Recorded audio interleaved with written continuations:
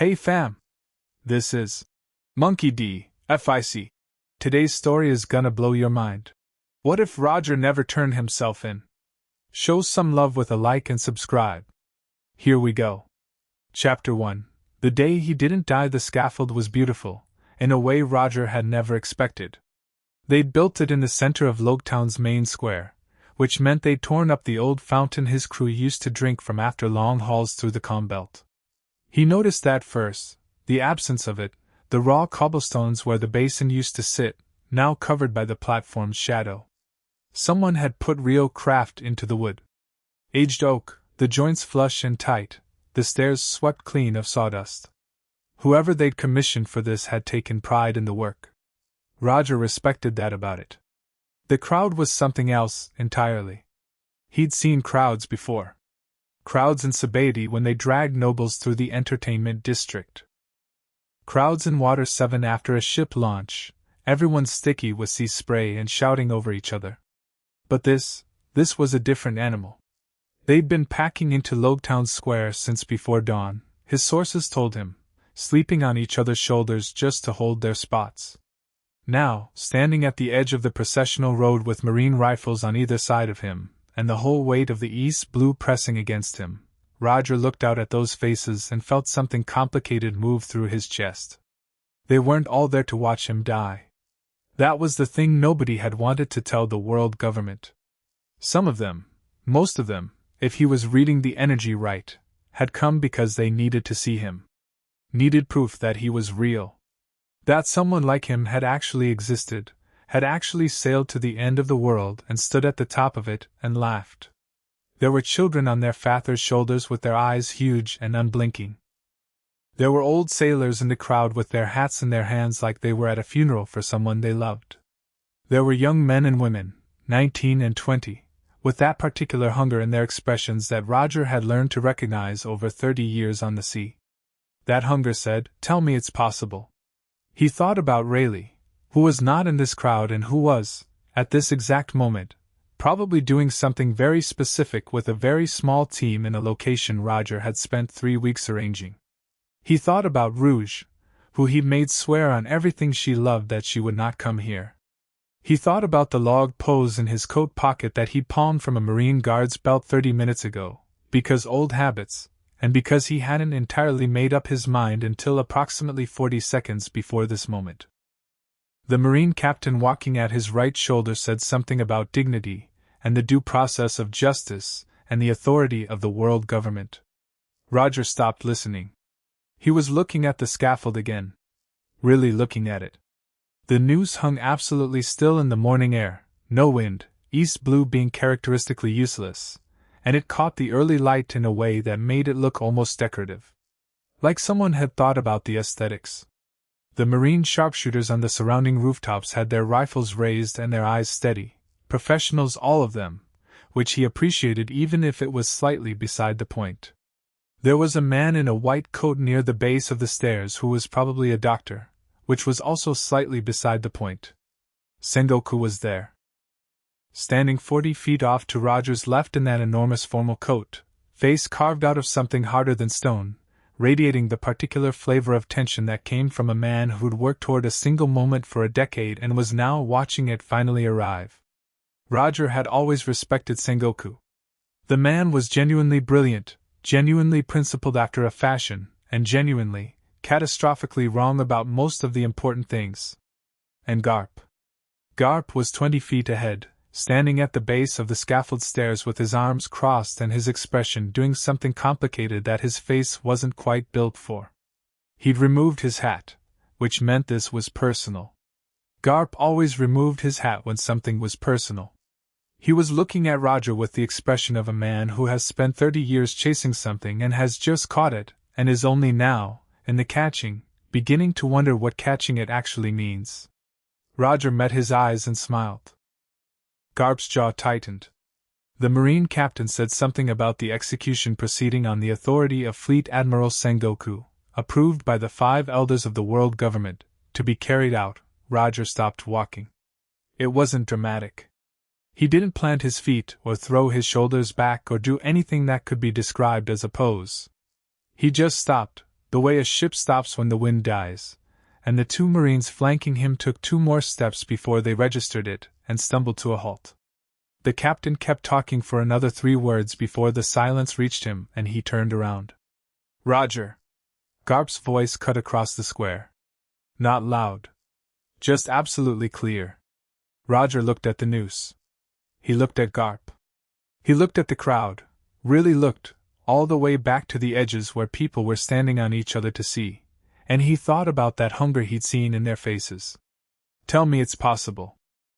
And he thought about what he'd found at Laugh Tale, what he'd read in those poneglyphs, what he knew about Joy Boy and the Void Century and the particular shape of the lie the world government had been maintaining for 800 years. And he thought, dying quietly is exactly what they want. Dying quietly, even dramatically, even in front of this crowd, was still dying on their terms, in their city, at their chosen time, with the narrative they'd spent months constructing already in place. The king of the pirates, caught and executed. Proof that no one is beyond the reach of justice. Proof that the sea can be controlled. He'd thought it would be enough to spark something. He'd thought the great pirate era would bloom from the fact of his death the way a fire blooms from a single coal. But standing here, looking at all of these faces that needed proof that something was possible, he suddenly understood that he'd been thinking too small. A dead man couldn't tell them what he knew. Roger started laughing. It came up from somewhere so deep that it bent him forward, hands on his knees, and for a moment the entire square went absolutely silent because no one had any framework for a man laughing on the way to his own execution. Not a desperate laugh, not the laugh of someone broken. The laugh of a man who has just understood something genuinely hilarious about the situation he's in. "Roger," Garp started. "I was actually going to do it," Roger said, straightening up, wiping his eyes. "That's the funny part, Garp. I had myself half convinced. Very poetic, right? Very tidy. Turn myself in, go out with a speech, let the whole world watch. Give them a martyr." He looked at Sengoku, who had gone very still. "Give you a story? This is not the time, the scaffold's beautiful," Roger said, turning to look at it with genuine appreciation. "Whoever built it did good work. I want that known." He tilted his head at the craftsman's joints, the clean lines of the support beams. Real craftsmanship, that. Shame. Garp took a step forward. "Roger. Don't." And that was the thing about Garp, the thing that Roger had always found both infuriating and deeply touching, which was that Garp was still trying to prevent violence here. Still, after everything. Still thinking about the Marines who would be injured or killed if this went sideways. Still thinking about the civilians in the crowd. Garp wasn't moving to stop Roger because he wanted Roger dead. He was moving because he thought he could stop whatever was about to happen from becoming a catastrophe. Roger looked at his oldest rival and felt real, specific affection for him. "Your grandson is going to be something extraordinary," Roger said. Garp stopped. "I mean that," Roger said. "Whatever that boy turns out to be, I mean it from the bottom of my heart. The world's going to need someone like that. Keep him away from the Marines." "You can't." Garp's voice had dropped to something almost private. "Roger, there are 200 rifles on these rooftops." Roger rolled his shoulder. The manacles on his wrists were Marine issue, which meant they were sturdy, which meant they were also standardized, which meant the pin mechanism was on the left side, second class from the top, and the guard who'd put them on him had been nervous enough that he hadn't seated the locking bar completely. Roger had noticed that 40 minutes ago. "I know." He broke the manacles.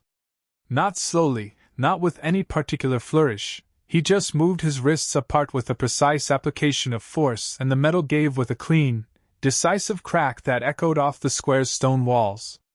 The 2 Marines on either side of him flinched back. The captain reached for his sword.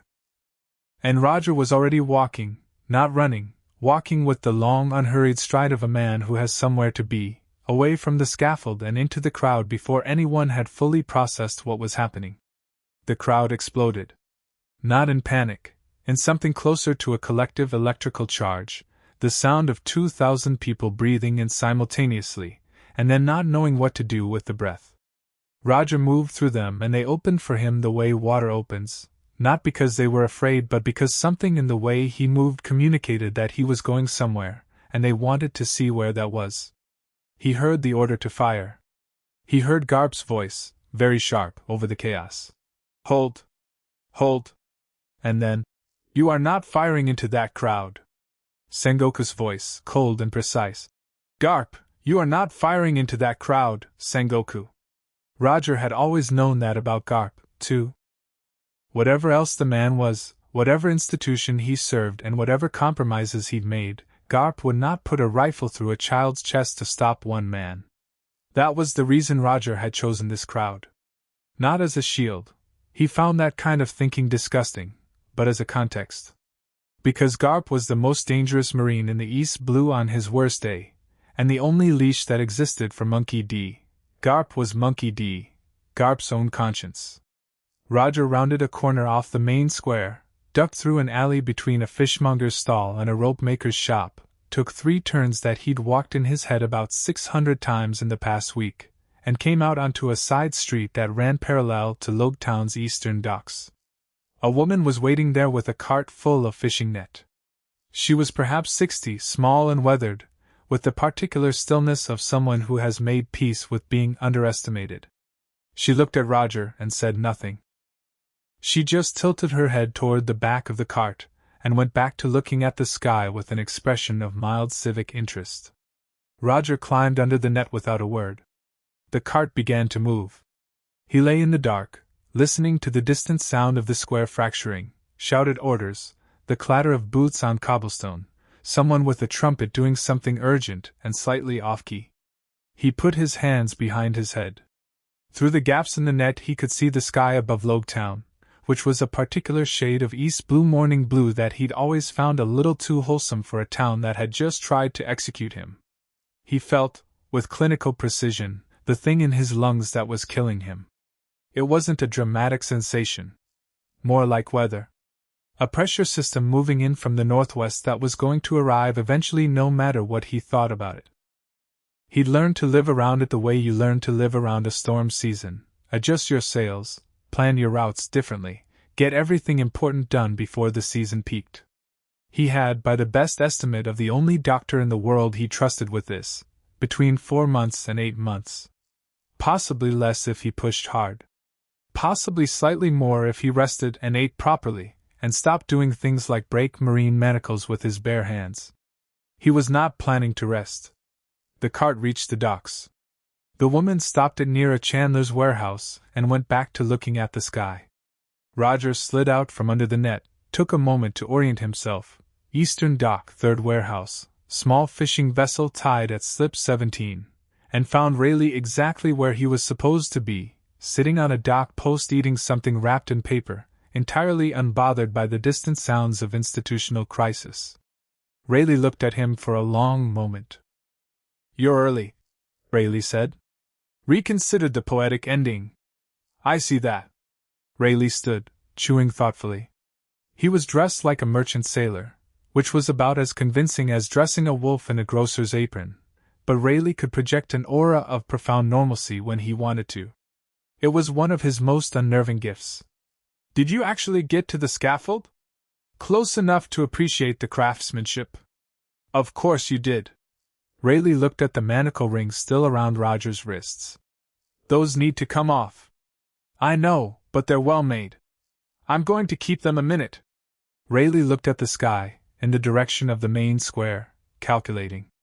"We have maybe 12 minutes before they establish a cordon on the docks." 11, Roger said. "Sengoku's better than you're giving him credit for. Then stop admiring your jewelry." The fishing vessel at slip 17 was not, in fact, a fishing vessel. The hull was a fishing vessel. Roger had overseen its construction personally, over several months, using contacts in Water 7 who owed him debts of varying flavors, but everything below the waterline was something else. The engine was a modified version of what they'd run on the Oro Jackson, stripped down for silence and speed rather than endurance, capable of moving through shallow coastal water with almost no wake signature. It held supplies for 30 days and was registered in the name of a deceased minor nobleman from South Blue who had not, to anyone's current knowledge, ever existed. 6 members of his crew were already aboard. Not the full complement. The Roger pirates in their previous configuration were finished, scattered to the winds as Roger had arranged over the past year, most of them with new names and new lives and instructions not to do anything notable for at least a decade. These 6 were different. These 6 knew what Roger knew. These 6 had stood on Laugh Tale and read the poneglyphs and laughed until their faces hurt. They were, at this particular moment, doing various nautical tasks with the focused efficiency of people who understood that time was a consideration. Shanks, who was 17 and had been on Roger's ship long enough to have lost his sentimentality about dramatic moments, was checking the engine housing. He didn't look up when Roger came aboard. "I thought you were going to die," Shanks said. "Changed my mind. Buggy's going to be insufferable about this." "Where is Buggy?" "He jumped ship in East Blue. He got scared." Shanks said it without judgment. "He'll be fine."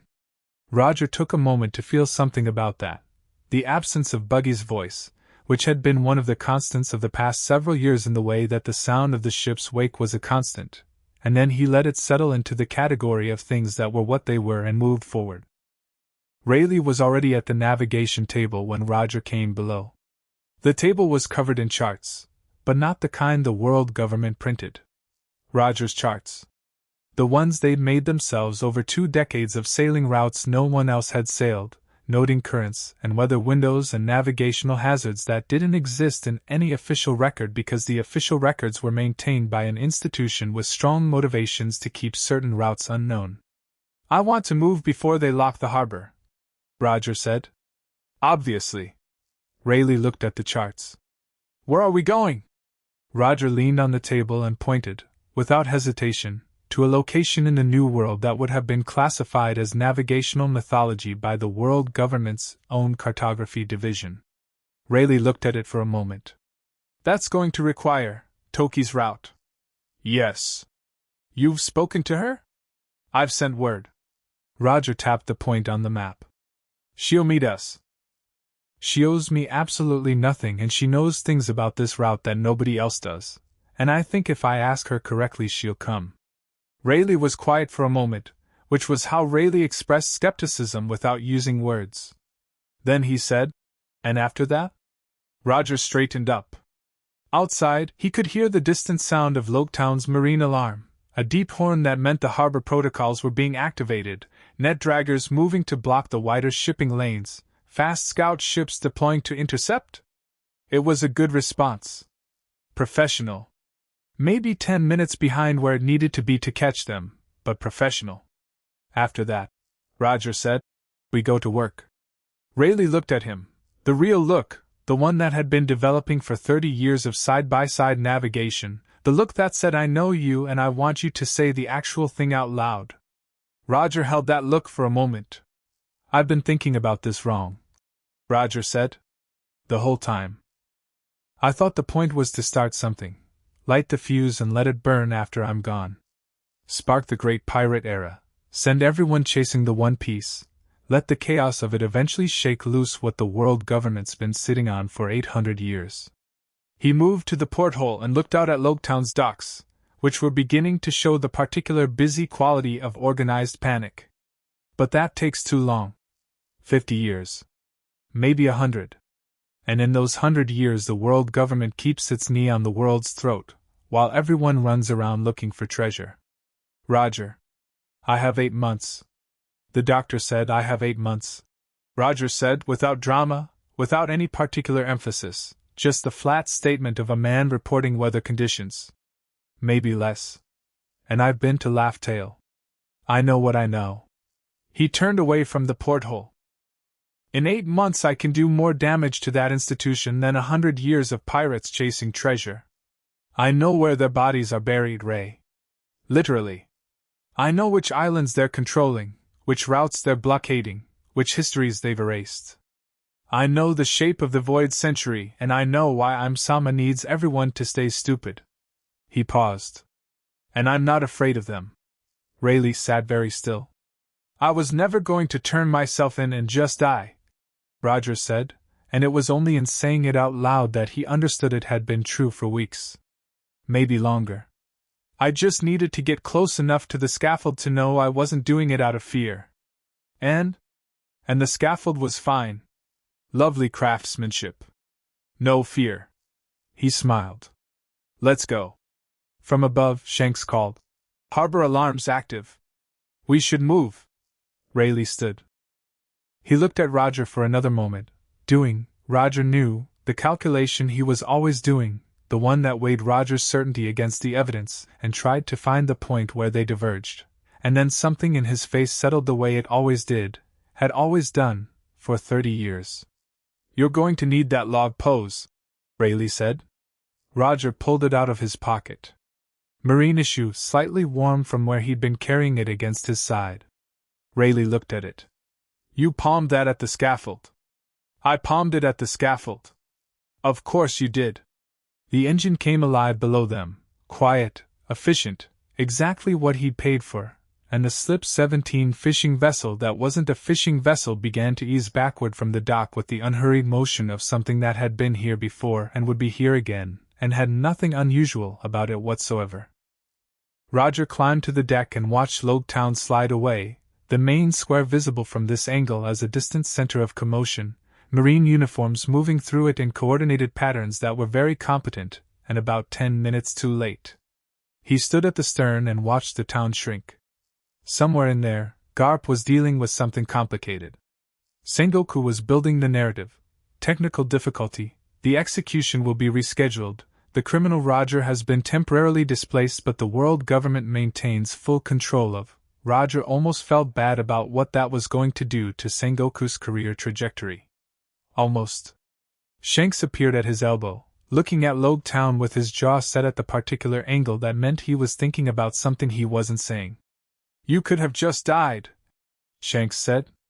Not an accusation. An observation, the way Shanks made most observations, like he was checking whether the world was still the shape he thought it was. I could have, Roger agreed. Would have been cleaner. Cleaner isn't the same as better. Shanks considered this. The town was very small now. The harbor alarm horn sounded again, longer this time. The whole world's going to come after you. The whole world was already coming after me. At least now I get to come after them back. Roger glanced sideways at the kid who'd been on his ship since he was a child and was now 17 and stood like someone who knew where his feet were. You should go to East Blue when this gets complicated. Find Buggy. Be a pirate properly. You've got everything you need. I'm not leaving the ship.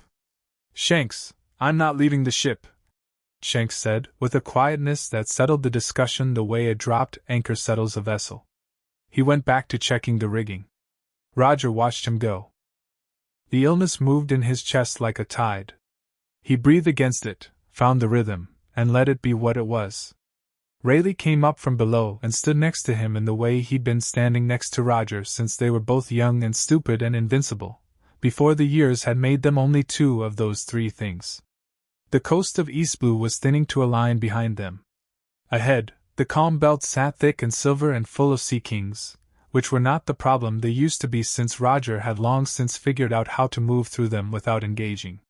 When we hit the New World, Rayleigh said, and things start happening, and they will start happening, I need you to tell me the full plan. You know the full plan.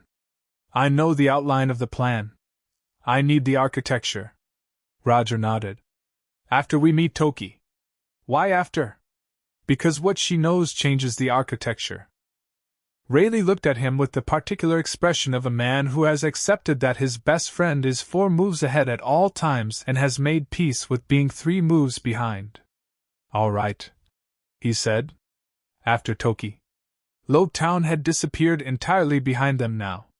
East Blue opened up flat and wide and ordinarily blue, the morning light coming off it clean and direct. Roger put his hands on the stern rail and felt the ship move under him, that specific sensation that had been the baseline condition of his life for 30 years, the communication between hull and water and the shifting weight of a crude vessel making way, and something in him settled. He wasn't done. That was the whole thing, really. The thing he hadn't been able to articulate before he was standing under that scaffold looking at a noose with good honest craftsmanship in its making. He'd been so certain that dying was the final chapter because it felt final, felt complete, felt like the period at the end of a long and satisfying sentence. But a period was just punctuation. You could choose a semicolon. You could choose to keep the sentence going. He had 8 months. Maybe less. He had laughed tales truths sitting in his chest like a second heartbeat. He had the world government's fear, real, specific, actionable fear, and no noose around his neck. He started laughing again. Not the big laugh, not the one that had swallowed the main square back in Loguetown. Just a quiet, genuine laugh, almost private, standing at the stern of a small fast ship that smelled like fishing net and engine oil, watching the flat calm sea ahead and feeling it meet him with all its customary indifference. "What?" Rayleigh said. "Nothing," Roger said. "Just thinking about how scared they are right now." Rayleigh thought about this. "Good," Rayleigh said. They sailed northeast, into the morning, away from everything that had been scheduled to end here, toward everything that hadn't started yet. In the main square of Loguetown, a scaffold stood empty with the news hanging absolutely still in the windless morning air, and the crowd that had gathered to see an ending was doing something that the world government would spend the next several months struggling to categorize and contain. They were celebrating. Not because the king of the pirates had escaped, though that was part of it. Not because a man had cheated death, though that was part of it too. They were celebrating because someone had stood at the edge of the thing that was supposed to stop everything and had laughed and walked away, and for 2,000 people pressed together in an East Blue square, that meant something that didn't have a clean word for it. It meant possible. It meant the horizon was still the horizon. By the time the marine cordon finished establishing itself around the harbor, the fishing vessel from Slip 17 was already in the calm belt, threading between sea kings with the quiet confidence of a crew that had done this before, moving northeast toward the Grand Line and everything Roger intended to do before the illness in his chest had its way. Sengoku, standing in the empty square in front of the beautiful empty scaffold, did not speak for a very long time.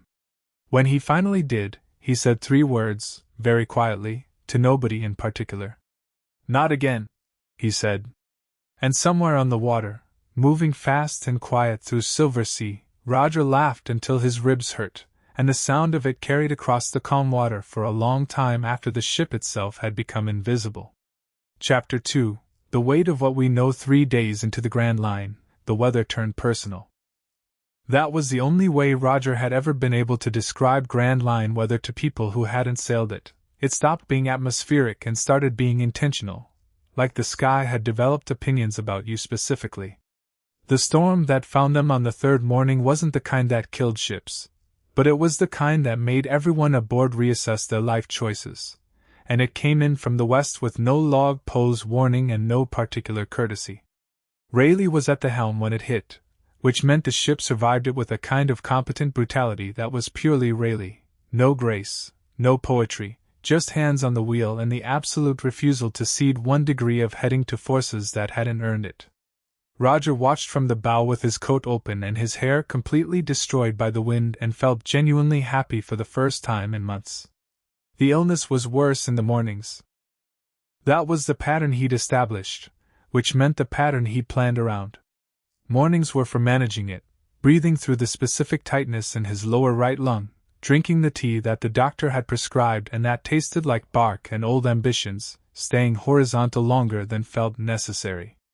The storm hit at dawn, which was technically morning, but the moment the deck began tilting under him, the illness retreated to some back room of his body and left the front of the house to more immediate concerns.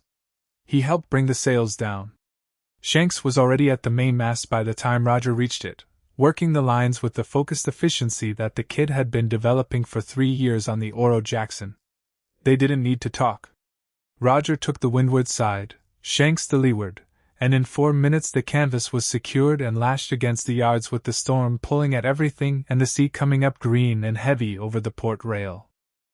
Crocus, their doctor, a large and surprisingly philosophical man who had been with Roger since a misunderstanding in Reverse Mountain that Roger still considered one of the funnier episodes of his career, appeared from below with a length of safety line, took one look at the situation, and distributed it to everyone on deck with the resigned competence of a man who had long since stopped expecting the sea to behave reasonably.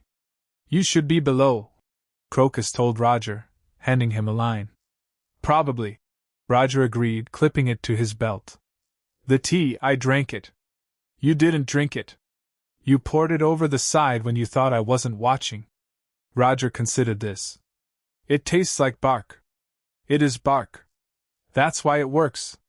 Crocus secured his own line to the rail with the expression of a man cataloging grievances for a future conversation. "Captain, I want to be very clear that your continued existence is currently in tension with your willingness to cooperate with basic medical management." "Noted," Roger said, watching a particularly ambitious wave climb the hull. "I'm going to keep noting it. And I'm going to keep appreciating that about you." The storm lasted 4 hours and dropped them 60 nautical miles south of their intended heading, which was annoying but not critical. Rayleigh plotted the correction at the navigation table with the chart weighted down by an empty tea mug and the particular silent intensity of someone doing geometry in their head, while simultaneously being furious about it.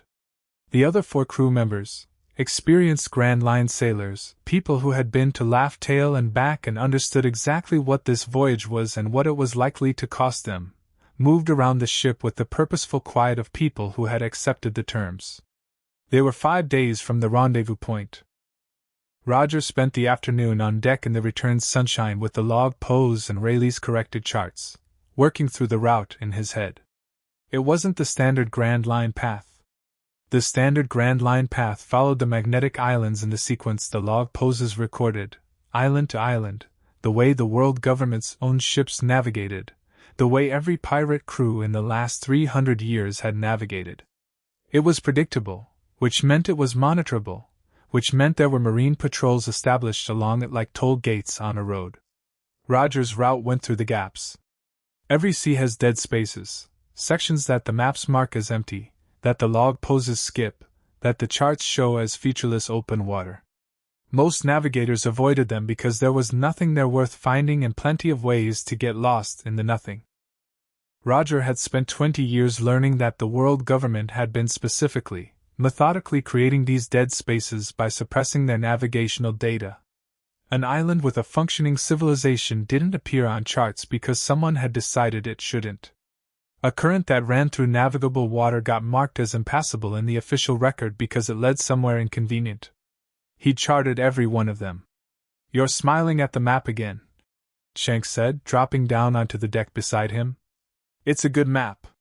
Shanks looked at it. After a moment, "The islands we're avoiding, the official ones. That's deliberate, right? We're not just going around the marine patrols. We're also going to the places they don't patrol." Shanks was quiet for a moment, tracing one of the routes with a finger that didn't quite touch the paper. "Because those places exist. Because those places exist and most people don't know that. And you're going to use them." "I'm going to use them for several different purposes," Roger said, and didn't elaborate because the full architecture wasn't something he wanted to lay out completely until Toki was part of the conversation.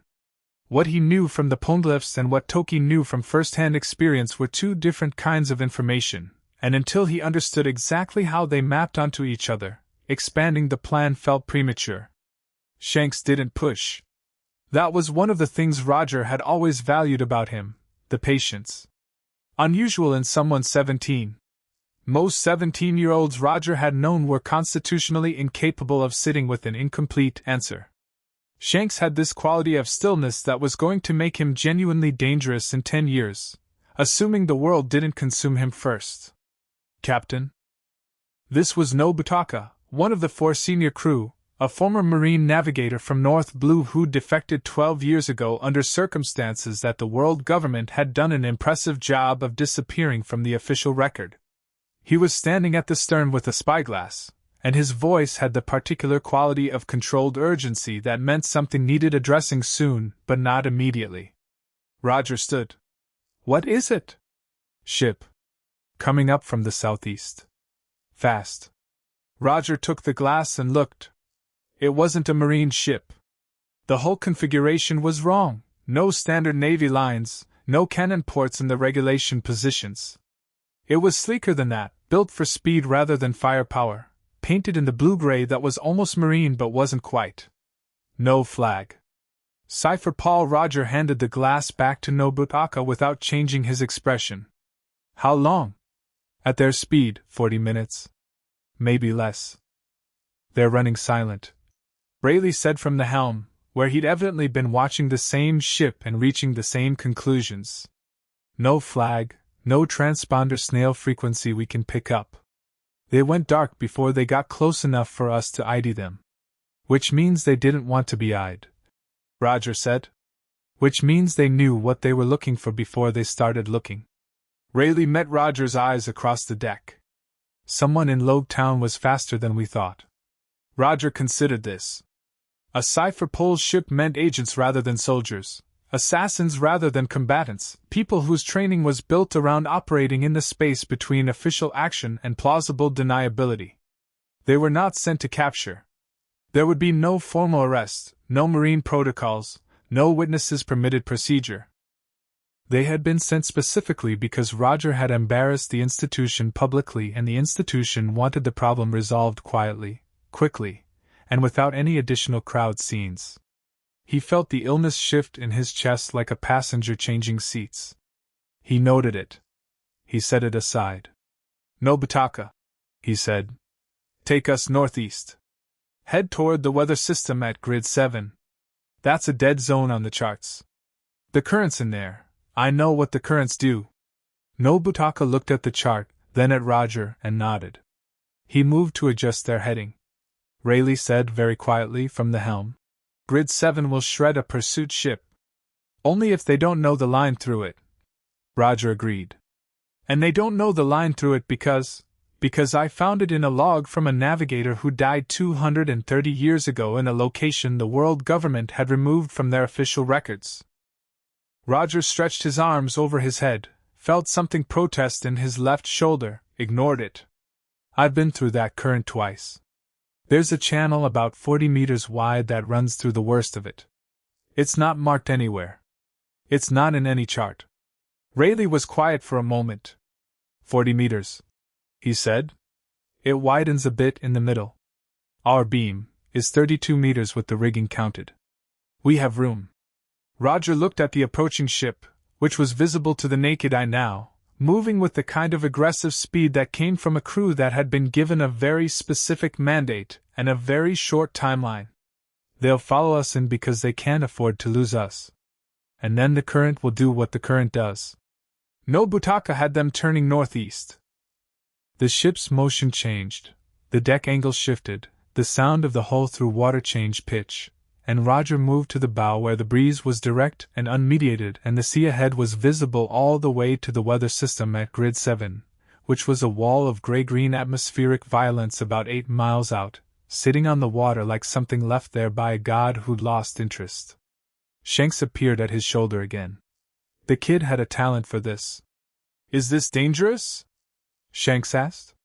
Yes, Roger said. How dangerous? For them, very.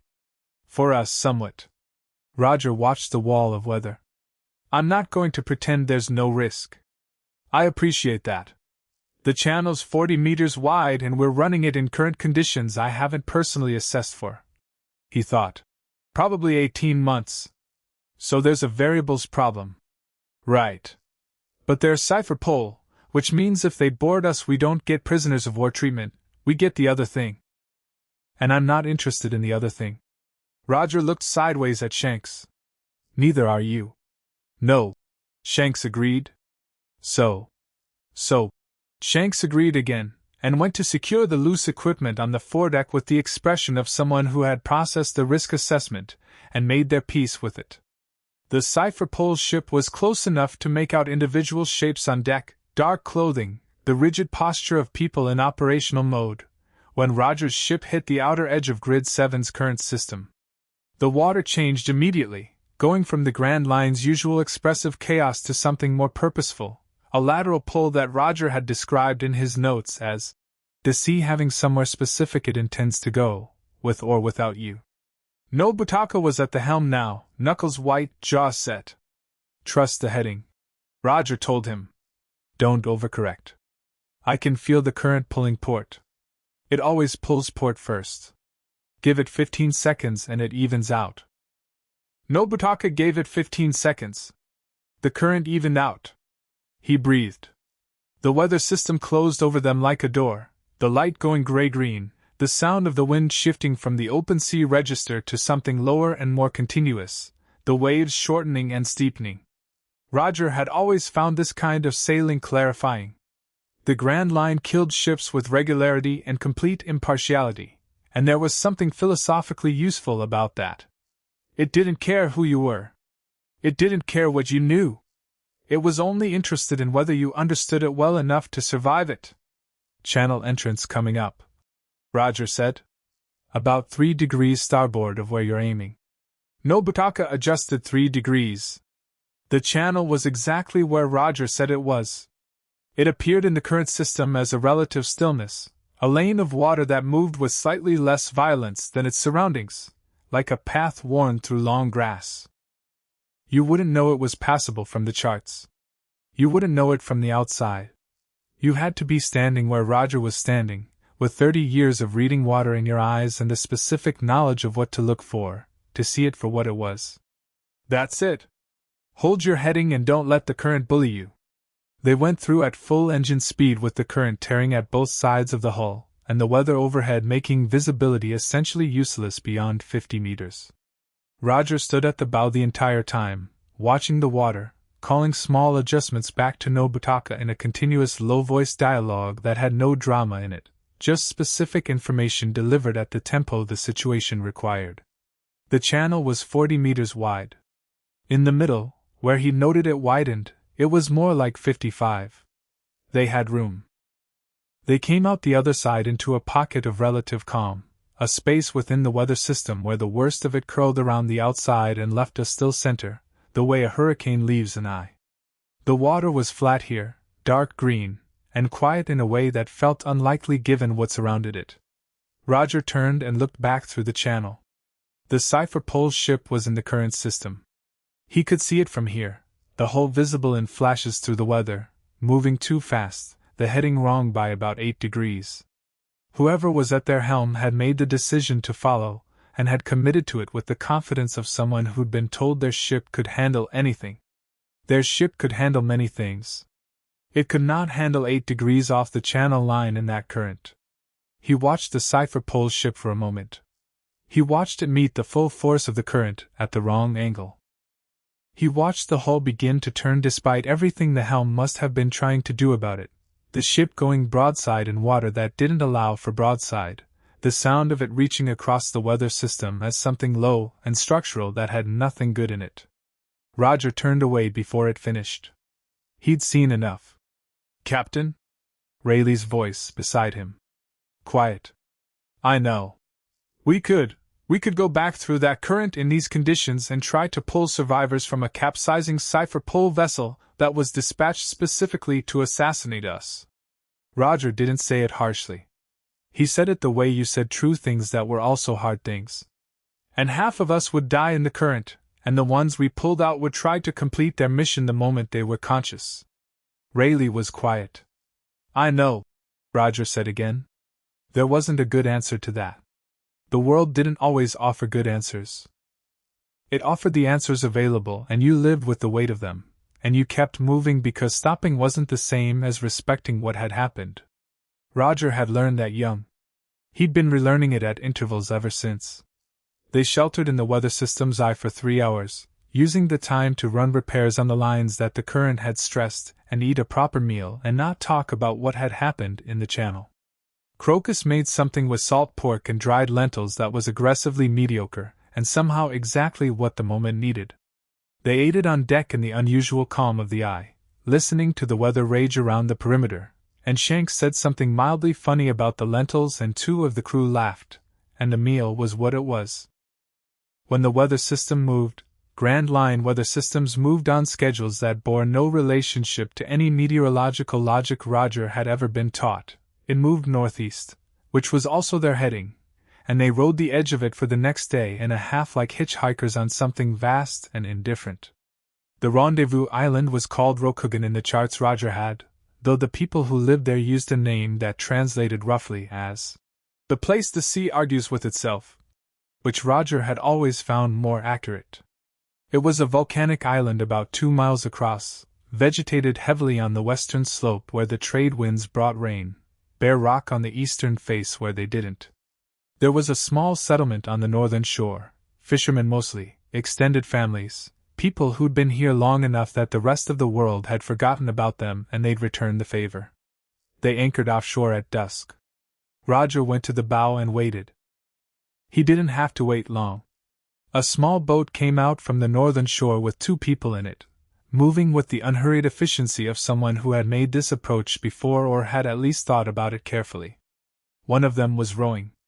The other was sitting very still in the stern, wrapped in a traveling cloak that was doing exactly nothing to conceal the quality of attention she was paying to the ship, to the anchorage, to the water around it.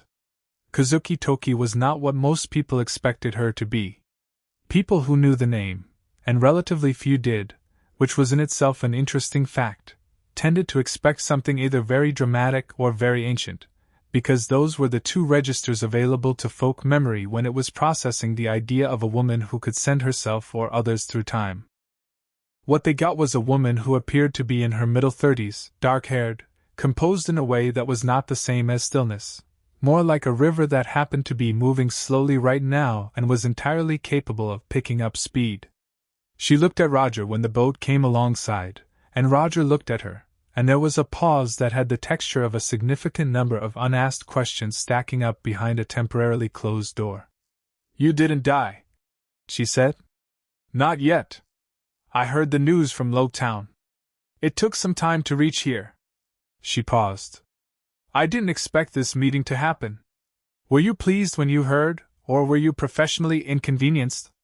Roger asked, and reached down a hand to help her aboard. She took it without hesitation, which he thought she might not. "Both," she said, climbing over the rail with the ease of someone familiar with boats. "I had made certain arrangements predicated on the assumption of your execution. The timeline I had been working toward." She paused, looking around the deck, noting faces, the ship's condition, the anchorage. "It will need adjustment. That's why I wanted to talk to you." "Yes." She turned and looked at him directly, which people often didn't do, not because he was frightening exactly but because there was something about full direct eye contact with Roger that required a certain preparedness. "You've been to Laugh Tale." "I have." "And you read the final poneglyph?" "I read all of them." Roger led her toward the stern, away from the main deck activity, where Rayleigh was already setting up the navigation table and the charts with the precise efficiency of a man who'd been anticipating this conversation for days. "What I want to know is what they don't say." Toki settled into a seat at the table and looked at the charts for a long moment. The lamplight caught her face at an angle that made her age ambiguous in a way Roger found genuinely interesting. She looked both younger and older than she had from the boat, as though time itself was slightly uncertain in her vicinity. "The poneglyphs tell you what happened," she said. "What Joy Boy promised, what he failed to deliver, what Poseidon is, what the ancient weapons are. They tell you the shape of the void century from the outside." She placed one hand flat on the chart, over a section of the New World that the official maps had marked as impassable reef. "What they don't tell you is what it felt like from the inside. They don't tell you what the people of that century were afraid of, specifically, or what they hoped for, specifically.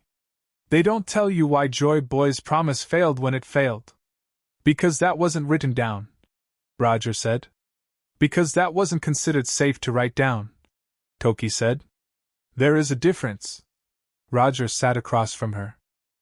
"Tell me about Wayno."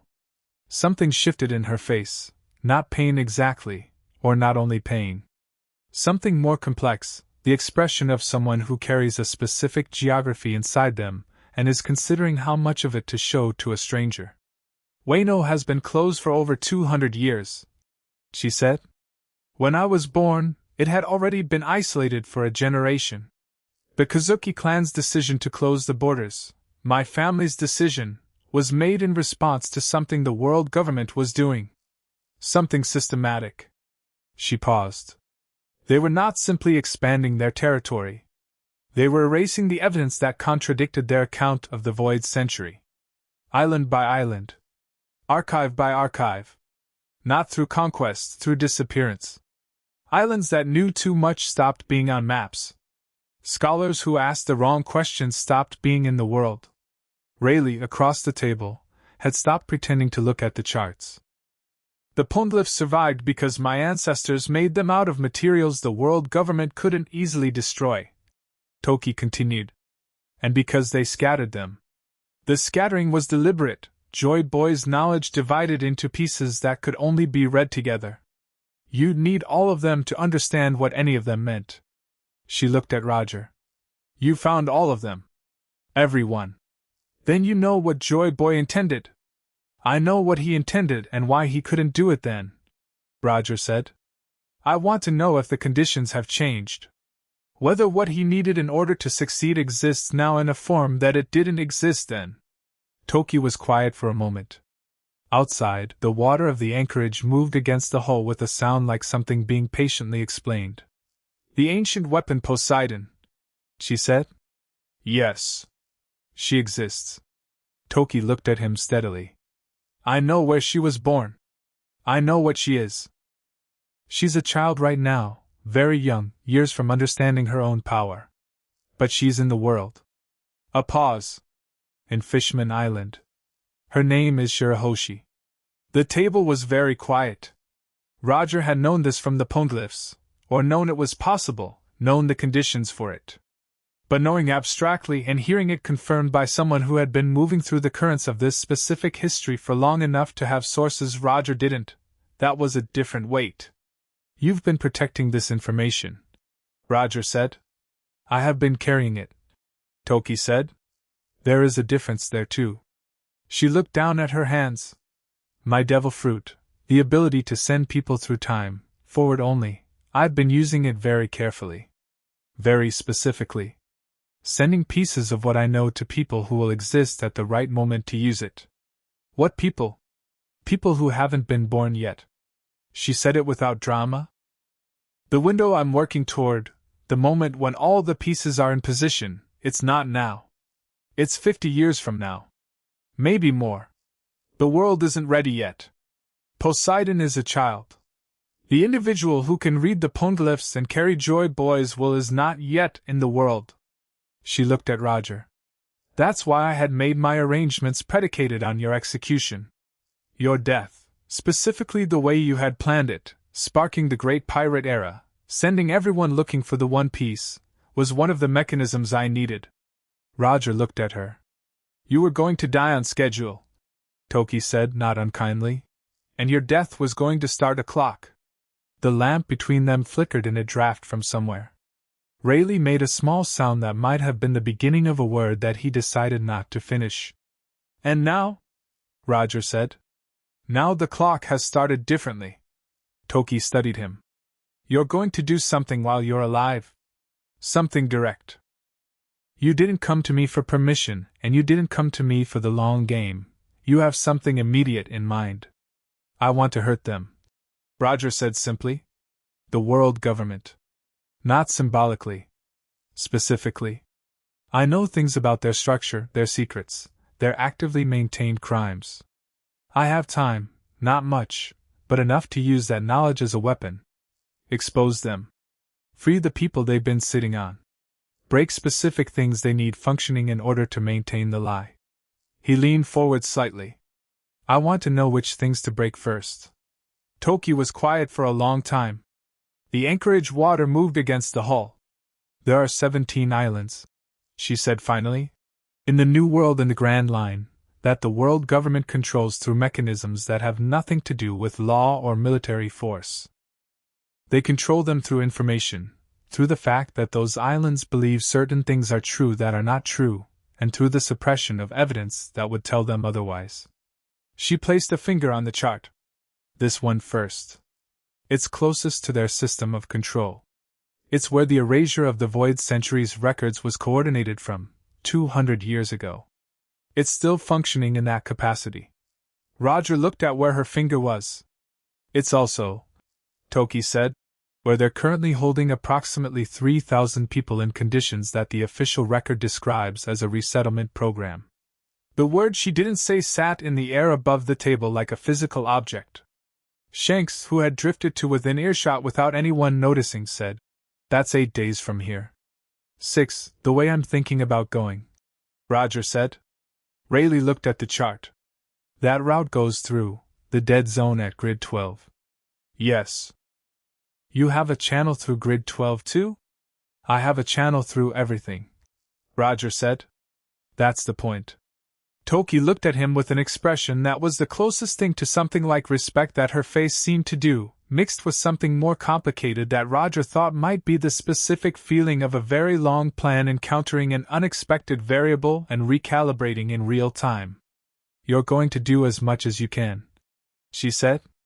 Before, yes. And you want me to tell you where it matters most.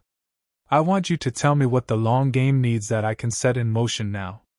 What pieces can be moved in the next 8 months that make it easier for the person you're waiting for, whoever that is, to do what Joy Boy couldn't. Roger looked at her directly.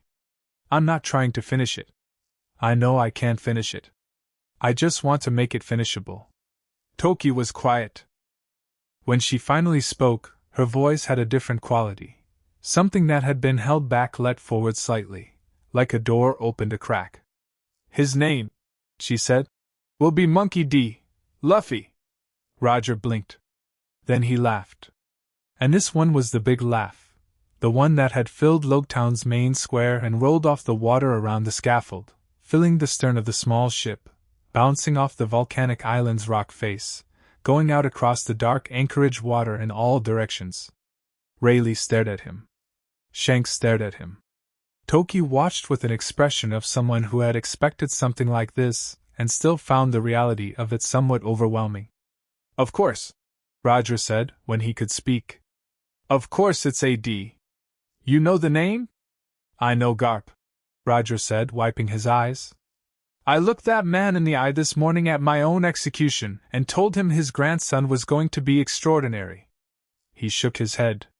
I had no idea. You had no idea, Toki confirmed. And you said it anyway. The will of D, Rayleigh said quietly. The will of D. Roger looked at his first mate and felt the weight of what they'd read on Laugh Tale settle between them like it did sometimes, not heavy, but present. Real. 50 years. Approximately, Toki said. Then we have work to do before that clock runs out. Roger stood and looked at the chart with the island Toki had indicated, the first domino, the place where the world government's historical crime had its oldest and most functional roots. 6 days. He looked at Shanks, who was still processing the conversation with the focused expression of someone trying to locate the exact center of a complicated feeling. Get some sleep, Roger told him. We leave at first light. Shanks nodded and went below, pausing at the hatch for a moment with his hand on the frame. That laugh, he said. At the scaffold. I heard about it before we got there. People were already talking about it. People talk, Roger said. They do. Shanks looked at him. They were saying it didn't sound like a man who was going to die. They were saying it sounded like someone who'd just figured something out. He went below. Roger stood at the stern after everyone had dispersed, alone with the dark water and the volcanic island's silhouette against the stars and the thing in his lungs and the chart with its first mark on it. 6 days. An island with 3,000 enslaved people and the world government's oldest archive of historical crimes. He thought about Luffy, who wasn't born yet. He thought about Joy Boy, who'd been dead for 8 centuries. He thought about the shape of history, not as a line, but as something more like a tide, pulling back and gathering weight and eventually, inevitably, returning with force proportional to how far it had retreated. He thought about Rouge, somewhere safe, carrying something he hadn't dared let himself think about too specifically because the wanting of it was enormous, and he didn't have room right now for enormous wants. He breathed through the thing in his chest. He looked at the stars, which were the specific stars of the Grand Line, strange and numerous and indifferent to everything below them. He thought 6 days. He thought, let's go. Chapter 3. Letters to a Dead Man. The office Garp had been assigned in the Marine headquarters at Marie-Ford smelled like salt water and old paper, and the specific flavor of institutional disappointment that accumulated in rooms where bad news was regularly delivered. He'd been given it 6 years ago as a reward for something he'd done in the North Blue that the official record described with the kind of careful vagueness that meant the unofficial record was significantly more interesting. He'd never bothered to decorate it. There was a desk, 2 chairs, a window that looked at the water, and a wall that currently had 3 maps pinned to it with the kind of aggressive thoroughness that indicated someone had been awake for most of the previous 48 hours. He was awake now, at 4 in the morning, sitting in the chair that wasn't his desk chair and looking at the maps with a cup of tea that had been hot approximately 2 hours ago. The maps showed the Grand Line in 3 sections. On each section, in red ink, were the last confirmed positions of Roger's ship, or what the intelligence division believed were the last confirmed positions, which Garp had privately assessed as being about 60% accurate and 40% optimistic guesswork. In blue ink were the Marine patrol routes. In black ink, which Garp had added himself, were the gaps. There were a lot of gaps. He'd known there were gaps. Intellectually, professionally, he'd known the Grand Line had sections that the world government's patrol network didn't adequately cover. But seeing it on paper like this, laid out in 3 sections with Roger's hypothetical movement plotted against it, the gaps became something different. They became a conversation. They became Roger saying, quite clearly, from wherever he currently was, look at all this space you don't control. Garp drank his cold tea and looked at the gaps.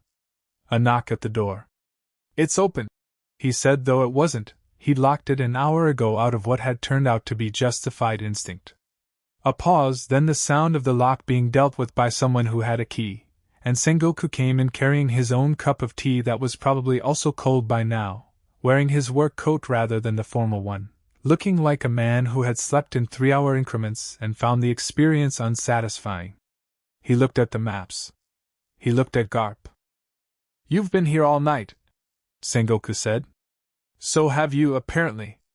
Sengoku sat in the desk chair, Garp's desk chair, which Garp found mildly offensive and didn't say anything about, and looked at the 3 maps with the expression of a strategist identifying problems in a plan he thought was solid. The Gore's CI contacted me this morning, Sengoku said. Which means they were awake at 3 in the morning, which means someone senior lost enough sleep over this that they felt the need to make it our problem too. Garp set his cup down. What did they say? They expressed their concern. Sengoku's voice had the particular flatness of someone quoting a communication that had been far more threatening than the words alone conveyed. They reminded me that the execution of Gol D, Roger, was a matter of the highest global security priority. They reminded me that a successful execution would have conclusively ended the era of the Pirate King and allowed the world government to reassert its narrative of complete maritime sovereignty. And instead we have an empty scaffold and a crowd that went home celebrating. Yes.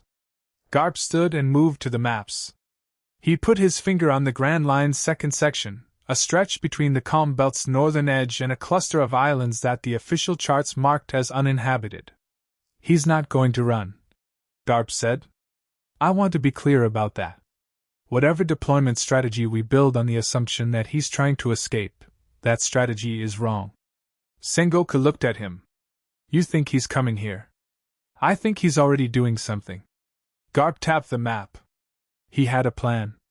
He walked to that scaffold in Loguetown with a plan in his pocket, and we put him in a position where he showed us the first move, which was walking away, but we haven't seen the rest of it yet. He turned. Roger doesn't do anything without the rest of it. I've been chasing that man for 30 years. He doesn't improvise. He appears to improvise, which is completely different. Sengoku was quiet for a moment. Outside, through the window, the sky over Marie-Ford was beginning to go from black to the particular dark blue that preceded dawn. Ships in the harbor were running their night lights, a scattered constellation that Garp had long ago stopped finding picturesque. The 5 elders, Sengoku said carefully, have authorized expanded deployment. I've been asked to reassign 3 full fleets to Grand Line coverage, concentrate patrol routes through the second half, and activate the Cipher Pole network in the New World. Garp said nothing. I've also been asked, Sengoku continued, with the slightly more careful cadence of someone building towards something they expect to be received poorly, to limit the operational independence of certain Marine officers who have demonstrated a degree of personal investment in the Roger situation that may affect their tactical judgment. Garp looked at him. That's you, Sengoku said. They're talking about you, Garp. I know who they're talking about. They feel that your decision to prevent the sharpshooters from firing into the crowd at Loguetown, I prevented a massacre, Garp said, with a flatness that stopped Sengoku mid-sentence. Cleanly and correctly. There were children in that crowd. He held Sengoku's gaze for a moment. If the 5 elders want to have a conversation about whether preventing a civilian massacre constitutes a failure of tactical judgment, I will have that conversation. I will have it at volume. Sengoku put his cup down on the desk. Garp. Where is the line, Sengoku? This isn't the time for. I've been asking that question for 30 years and it never seems to be the time. Garp moved back to his chair and sat heavily. He was 61 years old. His body didn't love 4 in the morning map sessions the way it had when he was 40. I stopped the shooters because shooting into that crowd was wrong. It was wrong institutionally. The public relations damage would have been catastrophic. It was wrong tactically. Roger was already clear of the kill zone. And it was wrong in the way that putting bullets through children is always wrong regardless of the operational priority. He looked at the maps again. If that's a limitation, I'll carry it. Sengoku studied him for a long moment. Something in the fleet admiral's expression shifted, not softened exactly, but changed register. Became something slightly less official. You knew, Sengoku said. At Loguetown. When he looked at you. You knew he wasn't going to the scaffold. I suspected. And you didn't. I gave him the chance to prove me wrong. Garp met Sengoku's eyes. I've always given him that chance. Every single time.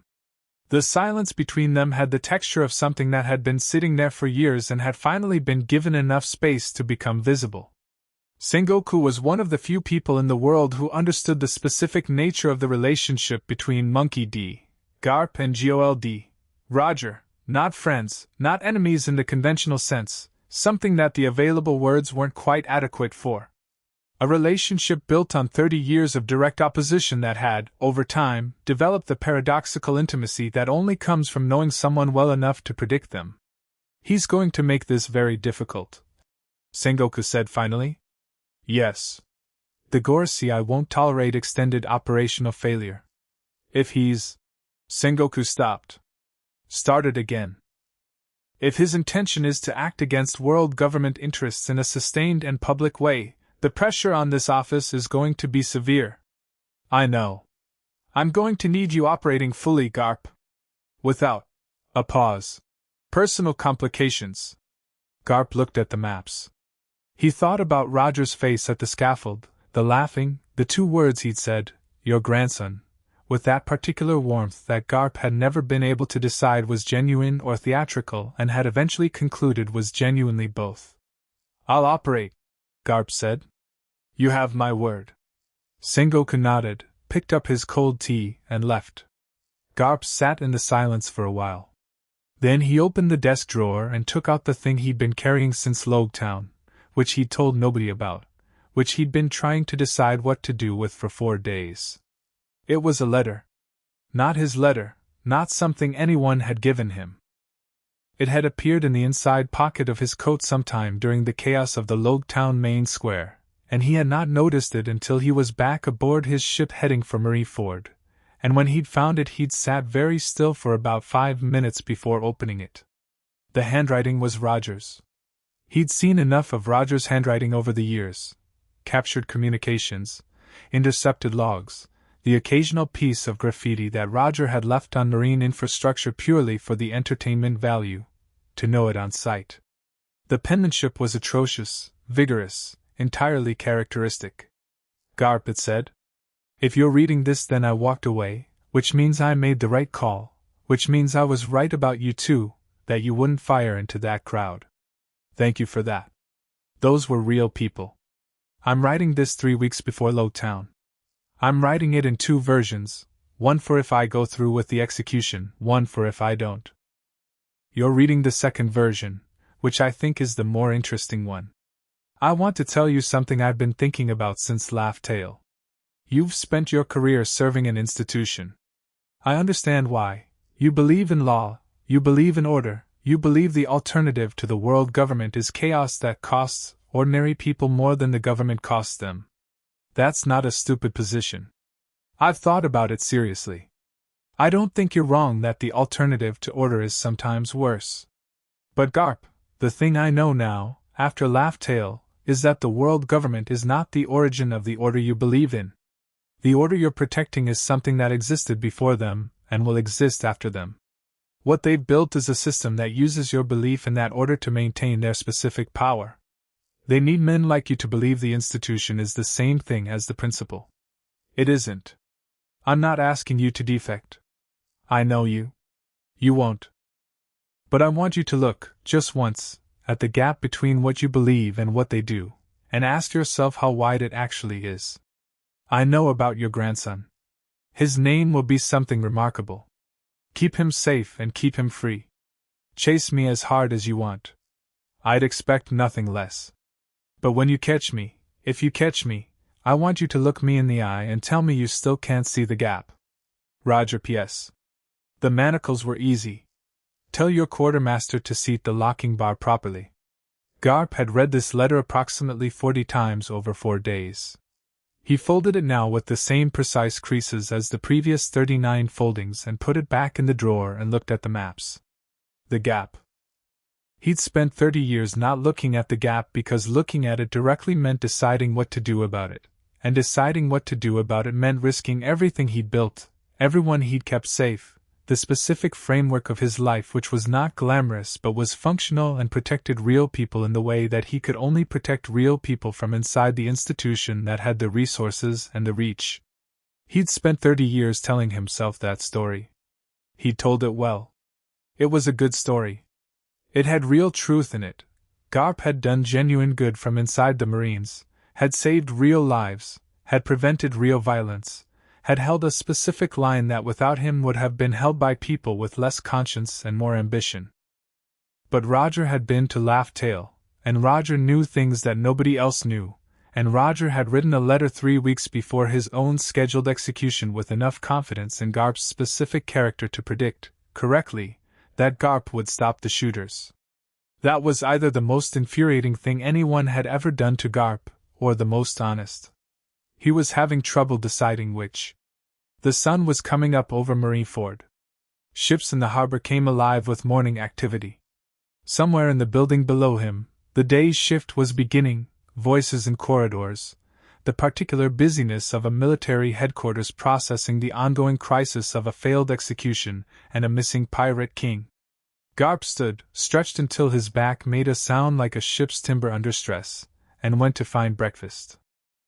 He found it in the officers' mess, which at this hour contained mostly people who were either ending a night shift or beginning a day shift and had the collective energy of a group that had been running on institutional urgency for 4 days and was beginning to feel the friction.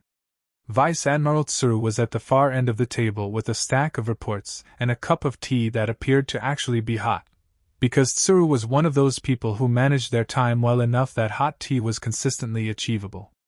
She looked up when Garp sat down. "You look terrible." "Thank you. Did you sleep?" "I thought about sleeping." Tsuru looked at him with the expression she reserved for problems that were both obvious and intractable.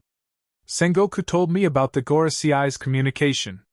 The part where they want to limit my operational independence. The part where they're questioning your judgment about Loguetown." She set down her reports. "For what it's worth, I think you made the right call." "For what it's worth," Garp said, pouring coffee, "I know I made the right call.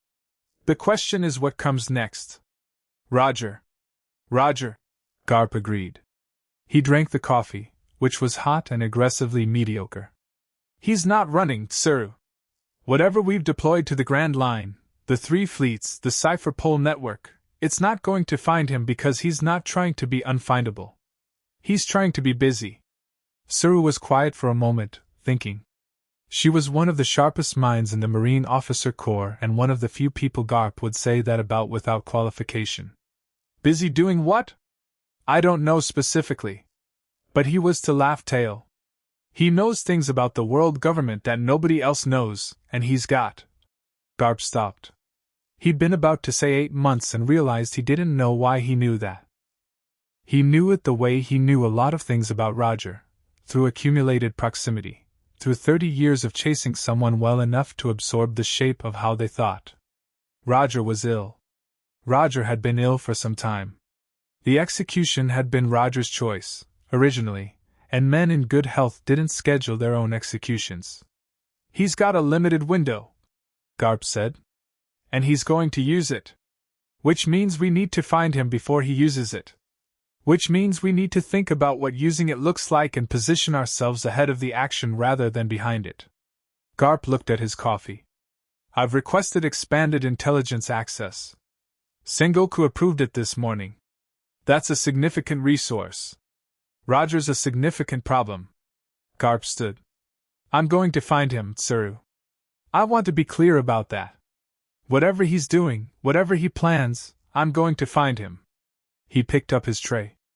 I'm just going to make sure I find him before anyone else does. Tsuru looked at him with the specific expression of a very intelligent person receiving a statement that is technically true and contextually complicated. She didn't ask the obvious follow-up question. That was another thing Garp appreciated about her. He spent the morning in the intelligence division, which occupied 3 floors of Marineford's eastern building and smelled like lamp oil and anxiety. The officers there had been running continuous coverage on Grand Line movement reports, merchant vessel logs, transponder snail communications, and the network of informants the Marine intelligence structure maintained throughout the Grand Line and New World.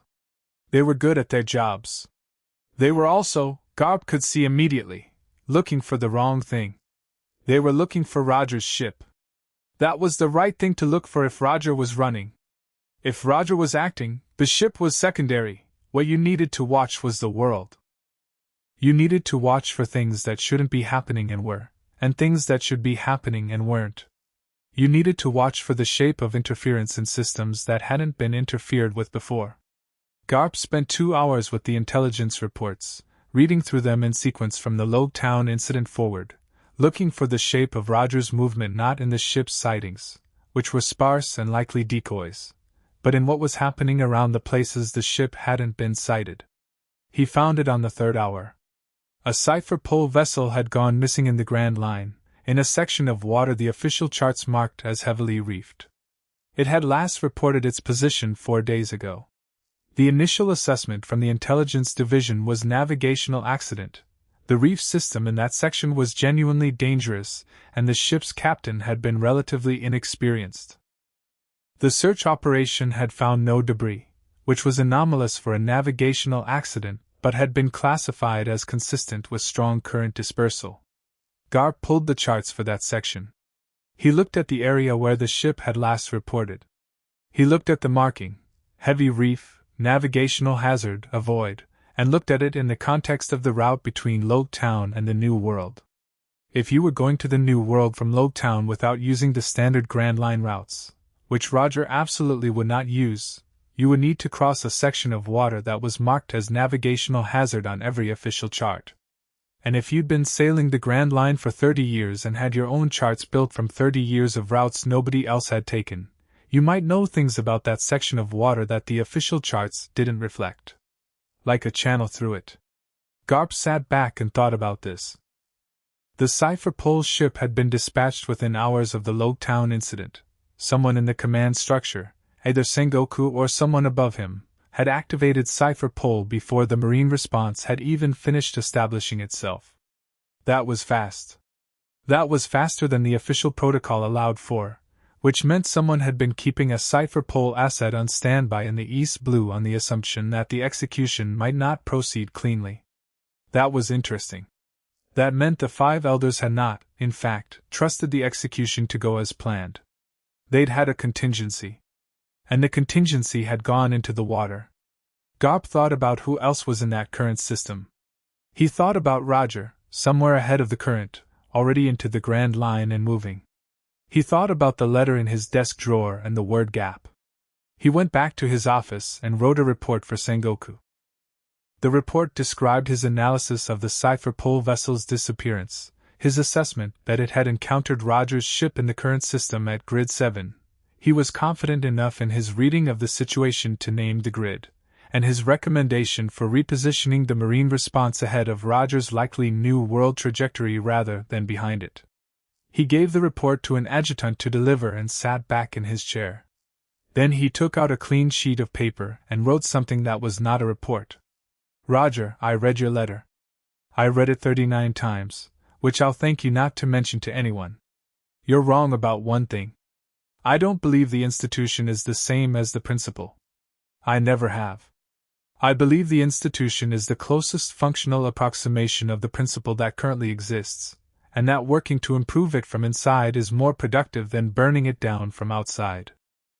You might be right that the gap is wider than I've let myself look at directly. I'm not going to decide that based on one letter and 30 years of chasing you. I'm going to decide it based on evidence, the same way I've decided everything else. I'm going to find you. When I do, I expect you to be doing something I can't ignore. Be doing something I can't ignore. Garp P.S. My grandson's name is going to be Luffy. His father is Dragon, which I'm still processing. Keep your predictions to yourself. He didn't send it. He didn't know where to send it.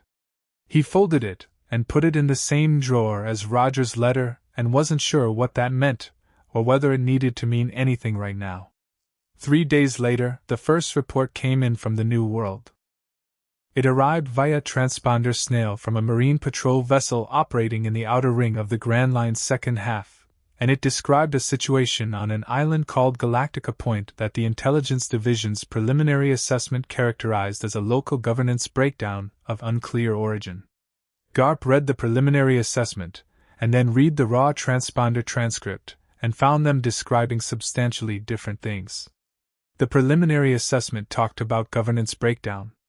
The raw transcript, which was the direct account of the patrol vessel's captain, talked about approximately 3,000 people who had been held in what the captain carefully described as a centralized habitation facility.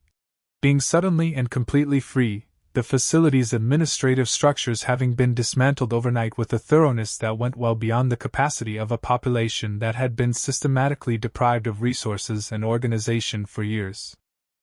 The captain's transcript also mentioned that the facility's archive, a building described in local testimony as having existed for as long as anyone could remember, containing records that no one had ever been permitted to access, had been opened.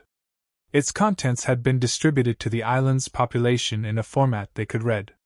The contents, the captain reported with the specific careful tone of an officer describing something that was going to cause him administrative problems, appeared to be historical records of significant sensitivity.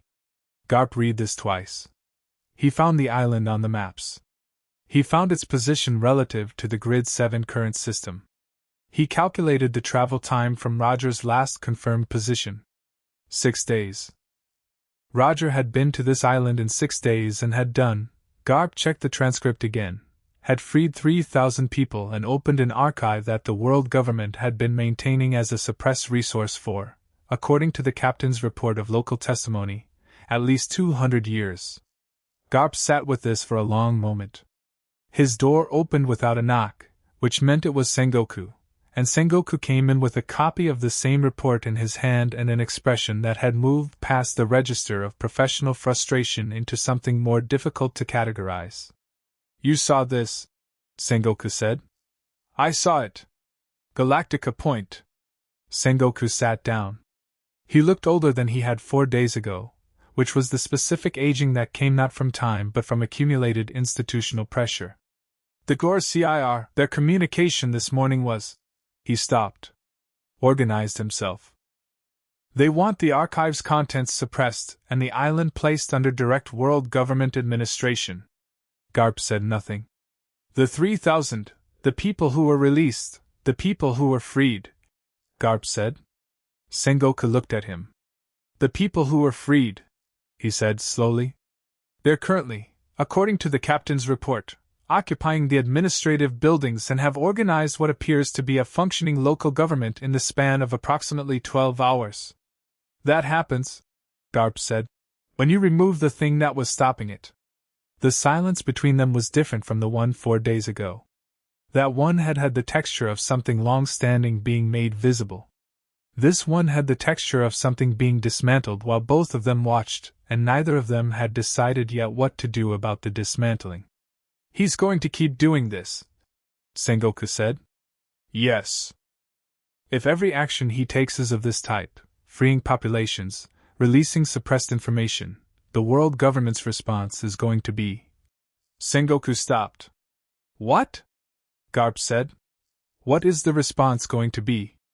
Sengoku looked at him with the expression of a man who has just heard the question that makes the problem fully visible. Because the response to Roger freeing enslaved populations and releasing historical truth was not, institutionally, to address the slavery or the suppressed history. The response was to suppress Roger. And in order to suppress Roger, you had to either capture him, which Garp had just explained was going to be extremely difficult, or you had to discredit what he was doing, which required characterizing the liberation of 3,000 people and the release of 2 centuries of suppressed historical records as a threat to global security. Which it was. To specific people's specific security. Just not to the kind of security the Marines were supposed to be protecting. The gap. Garp looked at his desk drawer and did not open it. I need more resources for my operation, Garp said. Specifically, I need a ship and a small team, people I select personally. No cipher pole involvement. Sengoku studied him. Garp, I can find him, Garp said. I can stay ahead of him and find him before he does whatever he plans to do next. That is the most efficient solution to this problem. He kept his voice level and professional and entirely free of the thing that was happening underneath it. Give me the ship. Sengoku looked at him for a long moment with the expression of a very intelligent man doing a calculation that involved more variables than he was comfortable with. Take the Resolute, Sengoku said.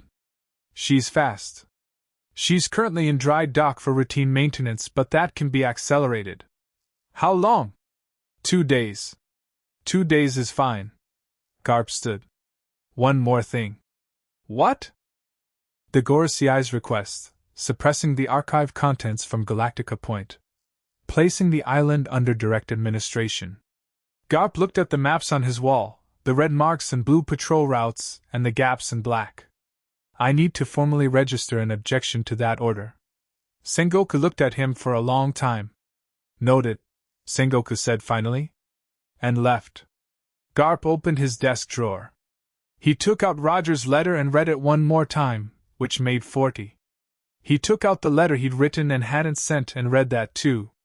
He put both of them back.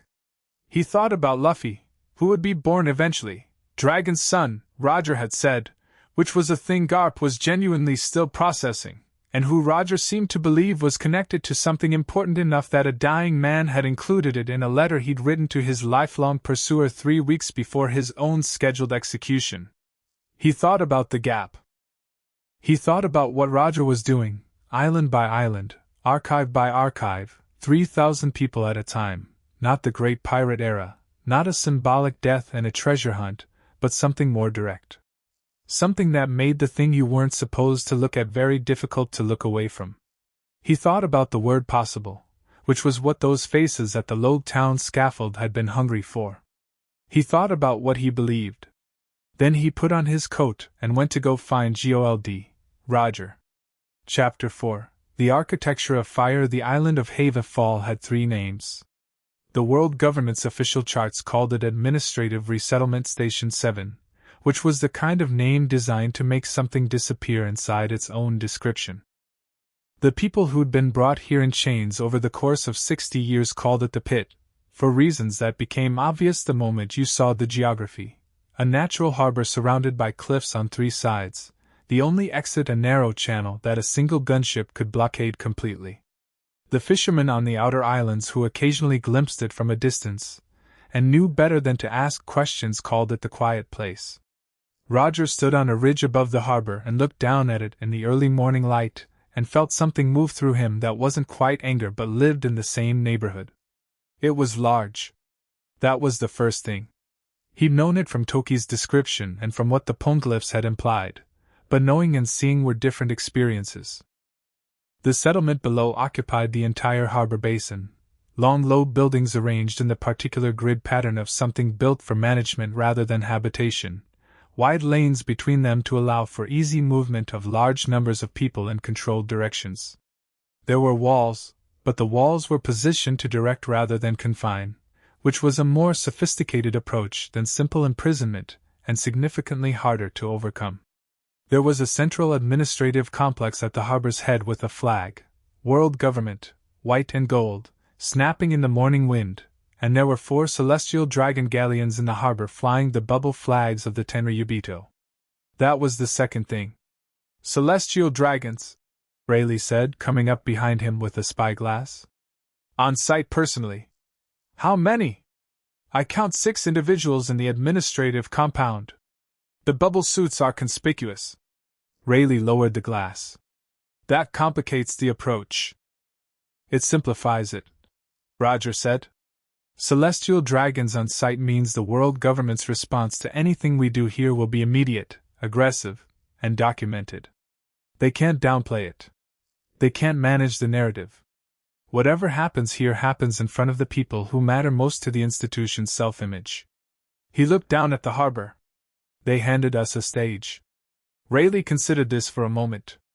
You knew they'd be here. Toki told me they rotate through quarterly. We're at the beginning of a rotation, which means they're settled in and comfortable and not expecting disruption. Roger crouched and looked at the harbor's layout, reading it the way he read water, for current, for resistance, for the line through it. 12,000 people down there. The largest holding facility in the New World outside of Impel Down. The numbers sat between them in the morning air. Shanks was 20 meters back, with the other 4 crew members, going over the equipment with the focused silence of people who understood the scale of what they were preparing for. Roger had spent the 6 days of travel laying out the plan in sections, not all at once, because the plan had moving parts that depended on each other, and explaining it all at once would have produced the kind of structural confusion that got people killed. He'd given each person their section, their timing, their contingencies. He'd answered questions. He'd adjusted twice when Rayleigh or Nobutaka spotted a gap in the logic. The plan was, by Roger's own assessment, about 70% solid. The remaining 30% was the kind of territory where preparation became less useful than presence. You had to be standing in it to know what it needed. He was comfortable with that. He'd lived in that 30% his whole life. The administrative archive is in the north wing of the central complex, Roger said. Ground floor, reinforced, lockbox system rather than standard vault. Toki's information on this is a year old, so assume the security has been upgraded once. He looked at Rayleigh. That's yours. I'll need 40 minutes. You have 30. Rayleigh didn't argue. He never argued about time. He just adjusted. The 4 galleons. Roger looked at the harbor. I don't want them sunk. Nobutaka, from behind, said, Captain? I want them intact. I want the population of this island to have ships they can use to go somewhere.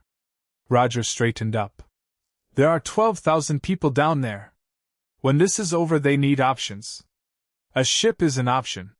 He looked at Shanks. 3 teams on the galleons. Secure the crews, don't damage the ships, get the rigging ready. When I give the signal from the administrative complex, you start moving people. Shanks nodded. He had the particular expression he got when he understood the scope of something and was in the process of deciding how he felt about it. Not fear. Something more like the way a person looks when they're trying to measure themselves against a very large task and finding the measurement uncomfortable, and doing it anyway. "What's the signal?" Shanks asked. "You'll know it," Roger said. He went down the ridge alone. That was the part of the plan nobody had fully agreed with. Rayleigh had been vocal about it, had made the argument twice that sending the captain alone into the administrative complex made the entire operation contingent on a single point of failure, which was tactically unsound. Roger had listened to the argument seriously both times and then explained, patiently, that there were 12,000 people below and 4 celestial dragons and a full administrative complement of world government personnel, and that sending a small team into that environment introduced variables that Roger couldn't control, whereas sending Roger alone introduced a single variable that Roger understood completely. "You're not invincible," Rayleigh had said. "I know that. You're ill. I know that too. Roger, I'm the king of the pirates," Roger had said, and it hadn't been boastful, had been almost matter-of-fact, the statement of a measurement. "I've been the most dangerous person in every room I've walked into for 15 years. That hasn't changed." He'd paused. "The illness hasn't changed what I can do. It's changed how long I have to do it. Those are different things." Rayleigh had been quiet for a long moment.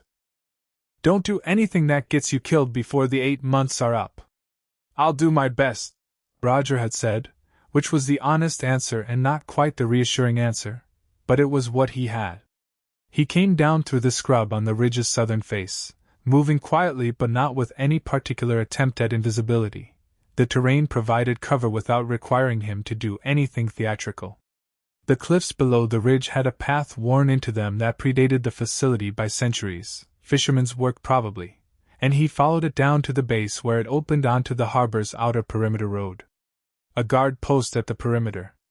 2 Marines, standard issue, bored in the way that people got bored at posts where nothing had happened in a long time. Roger walked up to the perimeter road and onto it without breaking stride, and the nearer Marine opened his mouth and Roger hit him once, precisely, and caught him before he went down. The second Marine had his hand on his rifle and Roger was already inside his reach, and the rifle became irrelevant. He left them both at the post, unconscious and unharmed, which he knew some people would consider overly sentimental given the context. He'd thought about it. He'd decided that the Marines on guard duty at a facility like this fell into a category of people who had probably not chosen to be here and whose culpability was diffuse enough that hurting them beyond what was necessary served no purpose. The celestial dragons were a different matter. The perimeter road led directly to the administrative complex's outer gate, and the outer gate had 6 Marines who were rather more alert than the perimeter post, and Roger walked up to them with the same unhurried stride, and when the challenge came he said, very simply, "I'm Gol D, Roger. I'd like to speak with whoever's in charge." The silence that followed had a specific texture, the silence of 6 people receiving information that their training had not adequately prepared them for. The senior guard, to his credit, drew his sword. Roger looked at the sword. He looked at the guard. "You can put that away," Roger said not unkindly, "or you can see what happens if you don't. I'd suggest the first option." The sword went away. "Smart," Roger said. "Now I need you to open the gate and let me walk to the main building. If any of you feel the need to raise the alarm, please do. I'd prefer the person in charge to be assembled and waiting." He looked at them all in turn, one face at a time, giving each of them the specific experience of being seen by someone who was not afraid of them. Anyone object? No one objected. The gate opened. Roger walked into the administrative complex of Hava Fall and looked around at the internal courtyard, manicured, clean, the specific cleanliness of a place maintained by people with no other choice, and felt the weight of what had happened here settle over him like weather. 12,000 people. 60 years. The ships in the harbor flying celestial dragon flags as casually as a merchant flew a trade pennant. An alarm went off. Someone had found their nerve. Good. Roger moved toward the main building. The Marines who came at him from the left were 8 in number, organized into 2 squads, acting on training that was designed for the kind of threat that normal threat assessments produced. Roger was not a threat that normal threat assessments produced. He moved through them with the particular efficiency that came from 30 years of living in situations where hesitation cost more than speed, not brutal, not performative, just the direct application of overwhelming skill to the specific geometry of each person trying to stop him. They went down. They stayed down. None of them were dead. He reached the main building's doors, which were heavy ironwork with a Marine Standard lock, and pulled them open because the lock was Marine Standard. The interior was cool and dim. Corridors, offices, the smell of documents and bureaucratic processes that had been functioning continuously for decades. People in uniform were running in several directions at once, which was what happened when an alarm activated and the specific emergency that had triggered it turned out to be a single man walking calmly through the front door. Roger found the main operations room by following the noise of people who were trying to coordinate a response. He walked in through the open door and the room. 12 people at stations, maps on the walls, a central table with the facility's layout spread across it, went completely still. One of the 6 celestial dragons was here. He was perhaps 40, overweight in the specific way of someone who had never been required to think about physical consequences, wearing the bubble suit that kept the common world's air from touching him, standing at the central table with an expression that had been annoyance 30 seconds ago and was now something else, moving rapidly through several stages toward a destination it hadn't arrived at yet. "Do you know who I am?" the celestial dragon said. "Yes," Roger said. "Then you know that if you take one more step, what happens?" Roger said. The genuine curiosity in his voice was, he could see, more frightening than aggression would have been. An angry man was predictable. A man asking sincere questions was not. "Walk me through it." The celestial dragon stared at him. "You have 3 other family members on this island," Roger continued. 500 Marine personnel, and 4 galleons. The galleons are currently being secured by my crew. The Marine personnel outside this building are, for the most part, dealing with varying degrees of unconsciousness. The Marines in this room," he looked around, "have the option of making a choice about what happens next." He met the eyes of each person at the stations, one by one. "None of you are what I came here for. Every person in this room who puts their weapon on the table and walks to the east corridor has my word that nothing happens to them."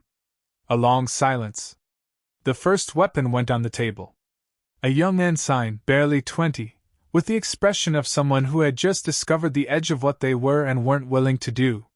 The second followed within seconds. Then 3 more. Within a minute, 8 of the 12 personnel had moved to the east corridor. The remaining 4 stood. Marines, older, the specific posture of people who had decided. Roger respected it. He dealt with them quickly. They went down. None of them were dead. The celestial dragon had not moved. Roger walked to the central table and looked at the facility layout spread across it. He found the archive building on the northern wing. He found the 12 residential blocks where the 12,000 people were currently in their morning routines, unaware of what was happening 200 meters away. He found the harbor access routes and the 4 galleons. "You can't do this," the celestial dragon said. "I'm doing it," Roger said mildly. "The world government will." "What?" Roger looked at him properly. Not threatening, genuinely interested. "I want you to finish that sentence. Not the institutional boilerplate, not the standard language. What will the world government actually do?" The celestial dragon was silent. "Because here's what I know," Roger said. He pulled the facility layout toward him and began marking it with a pen from the desk. "I know that this facility exists because 60 years ago, someone decided that 12,000 people from 7 different islands were inconvenient to the narrative the world government was maintaining about a specific period of history. I know that the archive in the North Wing contains documentation that proves, in detail, the nature of what was done to those people and why. I know that 4 of the 5 Elder Stars signed the authorization for this facility's establishment." He looked up. "I know what you need to hide and I know why you need to hide it. And I'm telling you that in approximately 25 minutes, none of it is going to be hidden anymore." The celestial dragon said. "I'll have you killed." "People have been trying that for 30 years," Roger said. They're developing a poor track record. He pulled out the thing he'd prepared for this moment, a sheaf of papers, closely written, copies of the key poneglyph translations that were relevant to what this island represented, cross-referenced with the archive documentation that Toki had described from memory during their days at sea. Not the full picture. The first layer. Enough to be completely, undeniably clear about what was in that archive and why it mattered. He set it on the central table. When the Marines arrive in force, Roger said, and they will, these papers will be gone from this table. I'm going to make sure of that. But the people down in those residential blocks are going to know what I know, and some of them are going to remember it, and some of them are going to tell it to people who tell it to other people, and that's not something you can lock in an archive. He looked at the celestial dragon. That's what I came here to do. He left the celestial dragon in the operations room, not harmed, not bound, just standing in the specific paralysis of someone whose entire framework for what other people were capable of doing had just been comprehensively revised. Roger found the archive. The lock was, as he predicted, upgraded from what Toki had described, a newer mechanism, double-keyed, the kind used in high-security facilities that expected the threat to come from outside rather than from someone who had just walked through the front door of the building it was in. Roger didn't have either key. He didn't need them. He pulled the door off its hinges. The archive was 3 large rooms, floor-to-ceiling shelving, documents in sealed cases organized by island and date and category. Roger moved through it quickly, reading spines and case labels, pulling what was most immediately relevant, the establishment records, the island of origin documentation, the legislative authorization, and began stacking it at the archive's entrance. Rayleigh arrived at 11 minutes past when he was supposed to. North wing, Roger said, not looking up from the shelving. I found it. Rayleigh came in and stopped for a moment, looking at the scale of the archive. He was quiet. Take everything from cases 7 through 12. That's the authorization documentation. I want it out of this building and on the ship. Roger. Rayleigh's voice had a quality that made Roger look up. The people in the blocks. They're starting to come out. Someone in the operations room got a message out, probably before you got there, and the residential supervisors are trying to do a lockdown, but it's... He paused. It's not working. Because 12,000 people in a lockdown don't lock down when they can tell something's different. Roger said. Yes. Good. Roger looked at the stack of documents. Get the cases to the ship. I'm going to the blocks. Alone? That's becoming a theme. Roger said.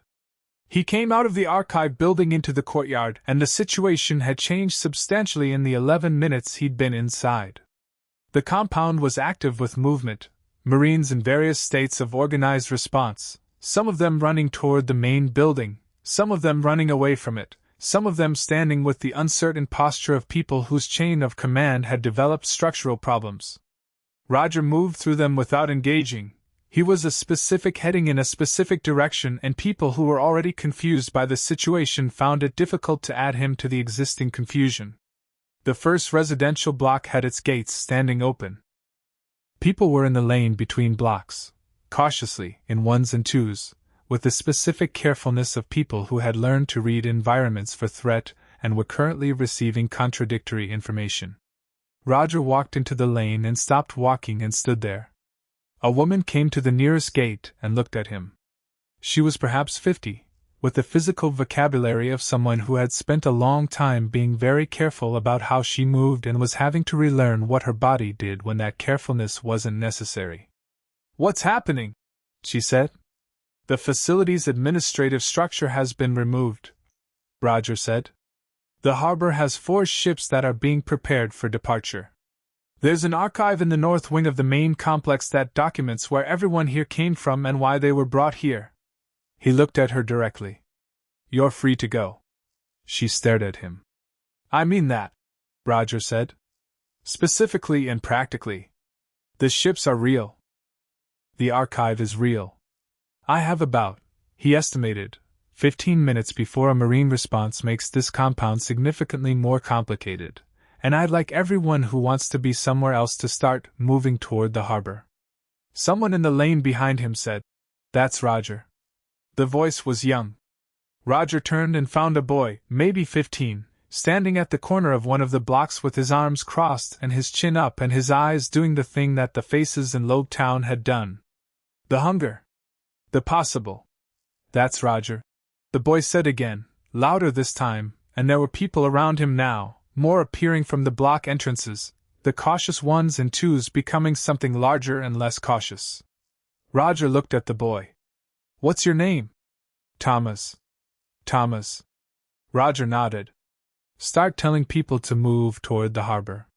Loud as you can." Thomas turned around and started shouting. The next 12 minutes were, by Roger's later assessment to Rayleigh, the most purely satisfying 12 minutes of his career, which was saying something given the career. 12,000 people did not move quickly or quietly or in an organized fashion. They moved the way water moves when a dam fails, with the cumulative energy of everything that had been held back for a very long time suddenly having somewhere to go. They moved through the compound lanes and across the courtyard and down the harbor road in a wave that the remaining marine personnel, who were having a difficult morning by any measure, made several attempts to stop and then did not.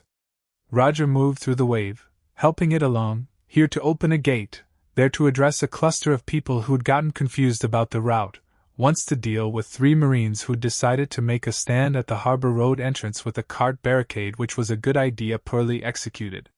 Shanks had all 4 galleons ready. He was standing at the harbor's edge coordinating the boarding with the particular calm of someone who had been given a very large job and had decided to simply do it rather than have feelings about the size of it. Nobutaka was at the nearest galleon's gangway, calling down instructions. The other 3 crew were distributed across the remaining ships. People moved onto the ships. Hundreds of them. Then thousands. Roger stood at the harbor's edge and watched. The celestial dragon appeared from the direction of the administrative complex, flanked by the 3 others, all of them in their bubble suits, all of them moving with the rigid urgency of people who had never before been in a situation that their status did not resolve. "Stop this," the first one said to Roger. He was close enough now that Roger could see his face through the bubble, flushed, furious, a kind of rage that was indistinguishable from fear. "I order you to stop this." Roger looked at him. "You are going to be destroyed," the celestial dragon said. "The full force of the world government, every fleet, every asset I know," Roger said, "will be directed at you. What you've done today will be remembered," Roger said, "by 12,000 people who are getting on those ships. Which is the point." He turned back to the harbor. "I'd recommend staying in the administrative complex until the marine response arrives. You'll be safer there." "You can't just, I've been doing it for 30 minutes, Roger said, and walked toward the nearest galleon. Rayleigh was already aboard the first galleon with 6 armloads of archived documentation in sealed cases. He looked at Roger's face when Roger came up the gangway and read something there that made him ask, quietly, "Are you all right?" "I'm fine." "You've got that look." "What look?" "The one where you're completely fine and also thinking about something that hurts." Roger was quiet for a moment. Around them the galleon was filling with people. The sound of 12,000 people's relief was enormous and specific, not celebration exactly, something rawer than that, the sound of something being set down that had been carried too long. "The archive," Roger said. "The documents in those cases." He leaned on the galleon's rail and looked at the harbor. "The establishment authorization. The legislative documentation. Do you know what it reads like?" "What?" "A resource management decision." Roger's voice was completely level. "The language is management language. Efficiency language. There's not a word of hatred in any of it. It's all very practical and very organized, and the people who wrote it genuinely believed they were making reasonable administrative decisions." He paused. "That's the thing that's going to keep me up at night. Not the ones who were cruel. The ones who were bureaucratic." Rayleigh said nothing for a moment. "That's the Void Century's lesson," he said finally. "It wasn't done by monsters." "No," Roger agreed. "It never is." The galleons were full. Shanks came aboard and reported the count. Not 12,000, some had chosen to stay, some were too ill to move, some were afraid of the ships, some had been here long enough that the compound was the only geography they knew. 11,240 who were leaving. Roger thought about the ones who stayed. He'd spend time thinking about them later. Right now there were ships to move. The world government galleons, Rayleigh said. We're taking them. We're giving them to the people on them, Roger said. Different thing. Who's going to navigate 11,000 people across the new world in 4 ships? Some of them know how to sail. They came from island communities, most of them, fishing communities, maritime people. And, Roger looked at Shanks. You're going to sail one of the galleons to the nearest free island. Which is here. He pointed to the chart on the captain's table.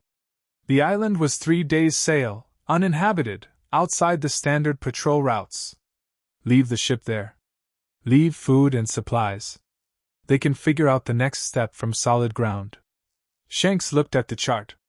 You want me to leave the crew? Nobutaka and the other 3, yes. They stay with the people until they're settled. Shanks was quiet. And us? You and Rayleigh come with me. Roger looked at them both. We're not done.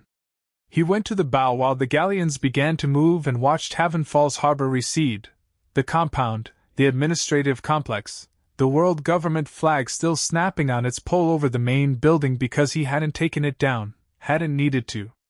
A flag was a flag. What mattered was under it. The illness moved in his chest. He let it. He breathed through it with the specific focus he'd been developing over months of practice, found the baseline, stabilized at it. He thought about Toki. She'd said the window she was working toward was 50 years out. Maybe more. The individual who would carry Joy Boy's will, Luffy, Roger's own word bouncing back to him, Garp's grandson, Dragon's son, was not yet in the world and wouldn't be for years. And Toki was moving pieces into position, sending information forward through time, building a scaffold of knowledge and circumstance that someone would arrive at the right moment to use. But the people on those 4 galleons didn't have 50 years. They had right now. And right now they were on ships, moving, with the horizon ahead of them. Roger thought that was worth something. He thought that was worth quite a lot. Captain? Shanks came to stand beside him. Below, across the 4 galleons moving in loose formation out of Haven Falls Harbor, the sound of 11,000 people was doing something that had started as relief and was becoming, slowly, unmistakably, something else. Listen, Shanks said. Roger listened. They were singing. He couldn't make out individual voices. It was too many voices, in too many different registers and languages, the songs different from ship to ship. But the quality of it, the unmistakable quality of human voices doing something voluntary and unrequired, something done for its own sake. Roger put his hand on the bow rail. He felt the illness and the morning light and the movement of the ship under him and Shanks standing next to him with his arms crossed and his jaw set, 17 years old, and already the shape of something that was going to matter. He thought, Joy Boy, you would have liked this part. He thought 8 months. Maybe less. Let's use every day. He thought about Garp, somewhere behind them, moving through the Grand Line on a fast ship with a small team, reading the shape of Roger's movement in the world the way Roger read water, for current, for direction, for the line through it. Getting closer. Good. He wanted Garp close. He wanted Garp to see this. He looked at the singing ships and the open sea and the morning light coming off the new world's water in the particular way that made even the Grand Line's most violent geography look briefly like something you could love. Get some rest, he told Shanks. We leave for the next one in the morning. Chapter 5. Everything we're leaving behind. The night Rayleigh found Roger on the deck. The stars were doing the Grand Line thing where they arranged themselves in patterns that didn't match any constellation chart ever printed and seemed almost deliberate about it.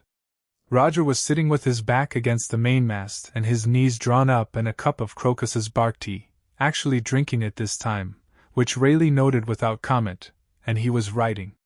Not charts. Not operational notes. A letter. Rayleigh sat down nearby without being invited, which was the kind of thing you could do after 30 years, and looked at the water for a while without talking. They were 3 weeks out from Havenfall. The 4 galleons were long gone. Shanks had rejoined them 8 days ago at the coordinates Roger had specified, having settled 11,000 people on a broad flat island with good soil and no world government flag anywhere near it, returning with the expression of someone who had done something genuinely large and was still feeling the weight of its dimensions. Nobutaka and the other 3 crew had stayed, as planned. The ship felt different with 6 fewer people aboard. Quieter. More like the end of something than the middle. The world government's response to Havenfall had been, by any measure, significant. Sengoku had deployed 2 full fleets to the New World with standing orders to intercept Roger on sight. The Cipher Pole network in the second half of the Grand Line had been tripled. 3 admirals were on active deployment status, which was the kind of resource commitment usually reserved for world-altering events, which Garp had apparently argued, in a formal report to the fleet admiral, was exactly the correct categorization. The world government's public communications had described Havenfall as a criminal facility whose liberator was still a wanted criminal, which had the structural logic of a locked door, technically sound, completely useless once someone had already walked through it. The archived documentation Roger had taken was gone. Not destroyed, distributed. Copies had been made and sent through 12 separate channels to 12 separate locations, with instructions for further distribution built into each one. The world government could suppress 1 copy. They could suppress 6. Suppressing 100 copies distributed across the New World and Grand Line, some of them already in the hands of people with personal reasons to ensure the information survived. That was a different category of problem. Roger knew this. He also knew that information suppressed was not information defeated. He'd spent 3 weeks thinking about what came next, and the thing he kept coming back to was not the next facility to expose or the next archive to open. It was the architecture. Toki had used that word. The architecture of what he was building, not the individual actions but the structure underneath them, the framework that would remain after Roger himself was gone, and that whoever came next would find already in place. He looked at the letter he was writing. It was addressed to nobody. That was the problem he kept running into. The person it needed to reach wasn't born yet, and the people currently alive who would eventually be in a position to connect it to the right destination, Garp, Rayleigh, eventually Shanks, each of them knew different parts of the picture and none of them knew the whole thing. He thought about Joy Boy's poneglyphs. The deliberate fragmentation. The information divided into pieces that could only be understood together. He'd thought of that as a flaw when he first encountered it. Why scatter what you need to preserve? And then he'd understood that scattering was itself the preservation mechanism. You couldn't destroy what you couldn't find in one place. "How's the breathing?" Rayleigh said. Roger looked at him sideways. "Fine. Crocus says a lot of things." "Crocus is also right a lot of things," Rayleigh said. "He says the progression since Havenfall has been faster than the projection he gave you in Loguetown." Roger drank the tea. It tasted exactly like bark, which was the honest thing about it. "I know."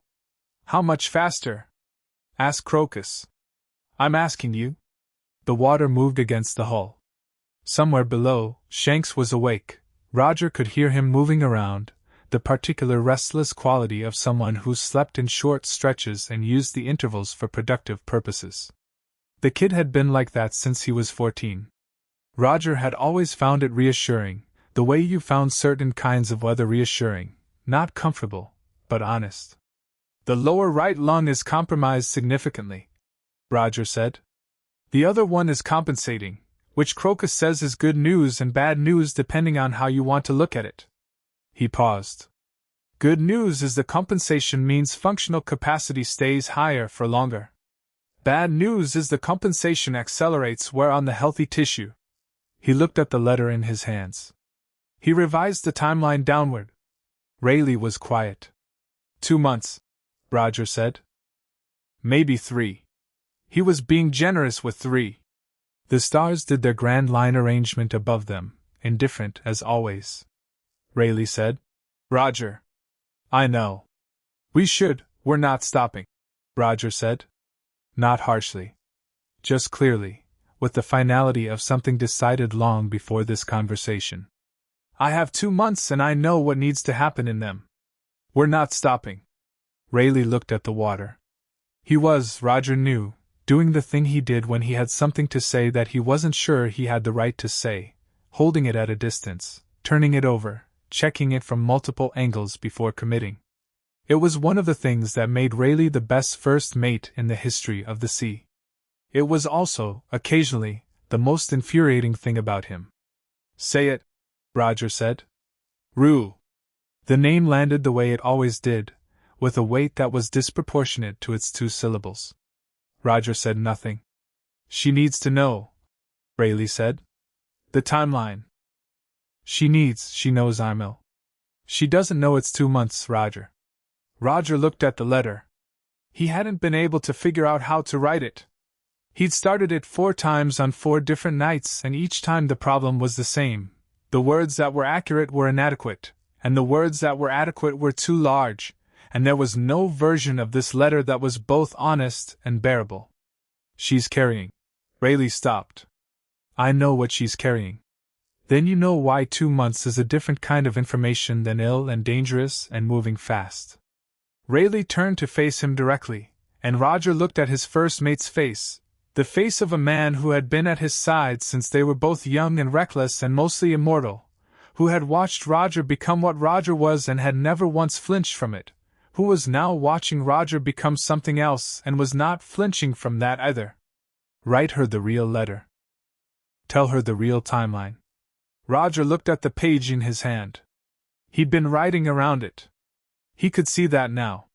The letter was full of information and plans and specific arrangements, where money was cached, which people could be trusted, which islands were safe, and it had not once said the words "I am running out of time" in a way that meant what those words actually meant.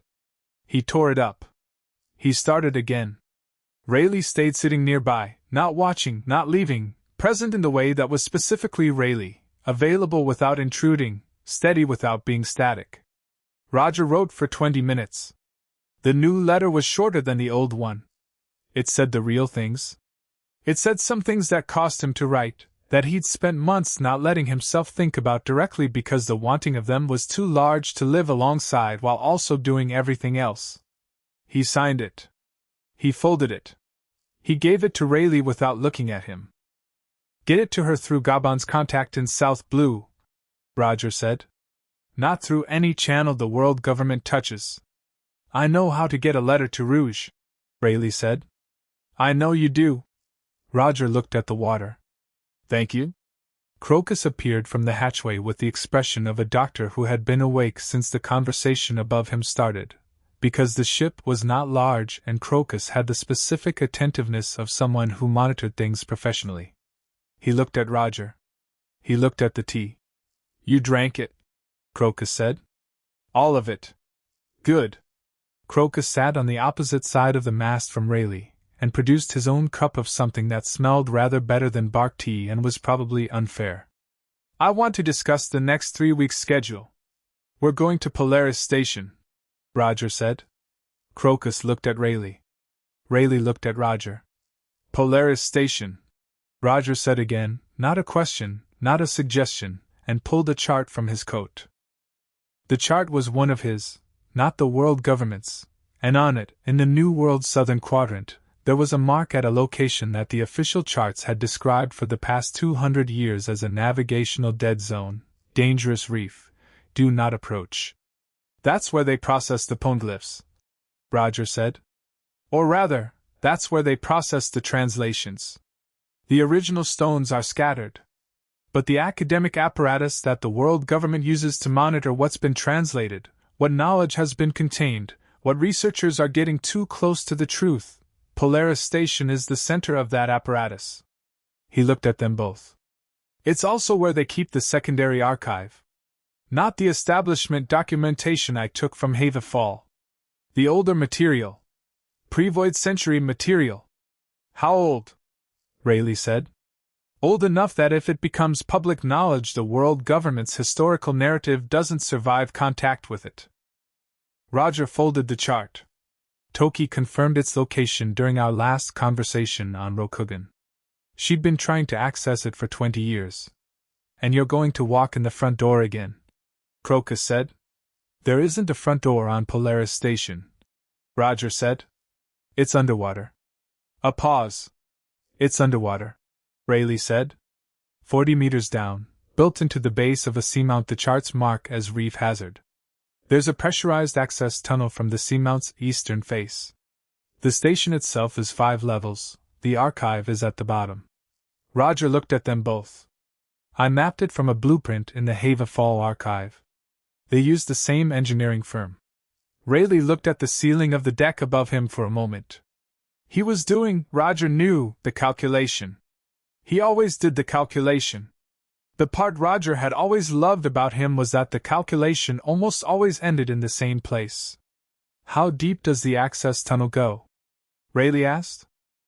40 meters is the chamber depth. The tunnel entrance is at about 15. Diving depth is manageable, Rayleigh said. What's inside in terms of personnel? Research staff. Academically trained, not militarily. There will be a marine security complement. I'd estimate 12 to 20, based on the station's classification level. Roger paused. And the station commander? A man named Indigo, former Marine Scholar Division. He's been running Polaris Station for 18 years. He knows everything the archive contains. You want to talk to him? Shanks said. Roger looked up. Shanks was sitting on the hatchway frame, which meant he'd been there for most of the conversation. Roger raised an eyebrow. I wasn't hiding, Shanks said, unapologetic. You want to talk to the station commander? I want to give him a choice, Roger said. The archive documentation is what matters, but the man who's been living inside it for 18 years knows things that aren't written down anywhere. Context. Connections. The shape of what the world government was afraid of finding. He looked at Shanks. Information isn't just documents. It's people who understand documents. And if he chooses wrong? Then I take the documents without him, and he has to live with what he chose. Shanks processed this. What do you need me to do? I need you to stay on the ship, Roger said, and be ready to move fast if this takes longer than it should. Shanks looked like he wanted to argue. He didn't. That was the growth, Roger thought, 17 and already knowing when to hold his ground and when to let go. 3 years ago Shanks would have argued on pure instinct. Now he was choosing his battles. Fine, Shanks said. But when we're done with Polaris Station, after this, you need to tell me what you're actually building. All of it. Not sections. Roger looked at him for a moment. All right, Roger said. Shanks nodded and went below. They reached the navigational dead zone above Polaris Station 4 days later, at dusk, with the Grand Line delivering a characteristically theatrical sunset that turned the water between orange and blood red in alternating bands. The seamount was visible from the surface as a slightly darker mass in the water, not breaking the surface, its outline visible only because Roger knew what to look for. Roger and Rayleigh went in the water. No dramatic preparation, no ceremony. They shed their coats, tied the equipment, and went over the side with the specific efficiency of people who had done difficult things in difficult conditions enough times that the preparation had become reflexive. The water was cold. The Grand Line's underwater was always slightly disorienting, the light doing things that didn't match what it did on the surface, the pressure of the deep water working against the skin with the patient insistence of something much larger than you. Roger moved through it with the specific technique he'd developed over decades of boarding actions and underwater approaches, conserving energy, reading the current against the seamount's eastern face. The tunnel entrance was exactly where the blueprint had put it. A steel door, pressure-sealed, with a marine standard lock. Roger dealt with the lock in approximately the same amount of time it had taken him at the Hava Fall archive, which was to say very little. They went through into the tunnel, sealed it behind them, moved through the pressurized interior with their feet finding the floor and the water draining as the pressure system normalized. The station opened around them like a revelation. It was larger than the blueprint had suggested, or the blueprint had been selectively incomplete. 5 levels as stated, but each level was extensive, running through the seamounts interior in a network of chambers that had the quality of something built by people who expected to be here indefinitely. The lighting was steady and artificial, the kind of full-spectrum lamp that marine research facilities use to compensate for the absence of sunlight. The smell was documents and salt water, and the specific mineral quality of deep rock. Marine security found them on level 2. 8 guards, organized and alert, which meant Polaris Station's command structure had better early warning systems than Haven Falls. Roger had them down in 40 seconds. Rayleigh, covering the opposite corridor, added another 4 to the count. 12 total. Neither of them was breathing hard. The remaining guards will be at the archive level, Roger said. And the research staff? Leave them where they are. They're not the problem. Roger moved toward the stairs. The commander will be at the archive. He was. Indigo was 60 years old and looked like a man who had spent his entire adult life underground, which he had. He was tall, thin, with the particular paleness of someone who hadn't seen natural light in years, wearing the reading coat of a Marine Scholar Division senior officer and standing in front of the archive's main vault with his hands clasped behind his back and an expression of profound intellectual calm that Roger found genuinely surprising. There were 6 Marines with him. They had their weapons raised. Roger looked at them. They looked at Roger. "You can put those away," Roger said, and it was the same thing he'd said at Haven Falls outer gate, the same tone, the same specific quality of a person making a sincere recommendation rather than a threat. Indigo said, "Stand down." The Marines lowered their weapons. Roger looked at Indigo with renewed interest. "I know why you're here," Indigo said. "I've been following your movement since Haven Fall. The archive documentation you removed, I recognize the pattern of what you took." He tilted his head. "You're building something." "I'm building several things," Roger said. "One of them involves what's in that vault." "Yes." Indigo looked at the vault door, then back at Roger. "I've been the custodian of this archive for 18 years. I know every document it contains. I know what it means, collectively, and I know what it would mean if it became public knowledge." He paused. "I also know that 11 of my research staff submitted requests last year to publish findings that I was required to reject. Findings that were based on this archive's contents." Roger said nothing, giving Indigo the space. 11 researchers," Indigo said. "Talented people. People who have spent careers trying to understand the period this archive documents. People who were required by the classification system I administer to bury what they found." He looked at Roger with the specific expression of a man who has been having an internal argument for a long time and has just decided which side wins it. "What do you intend to do with the documents?" "The same thing I did with the Haven Fall documentation. Copies to multiple locations, distributed through channels the world government can't close. Some of it will reach scholars who can contextualize it.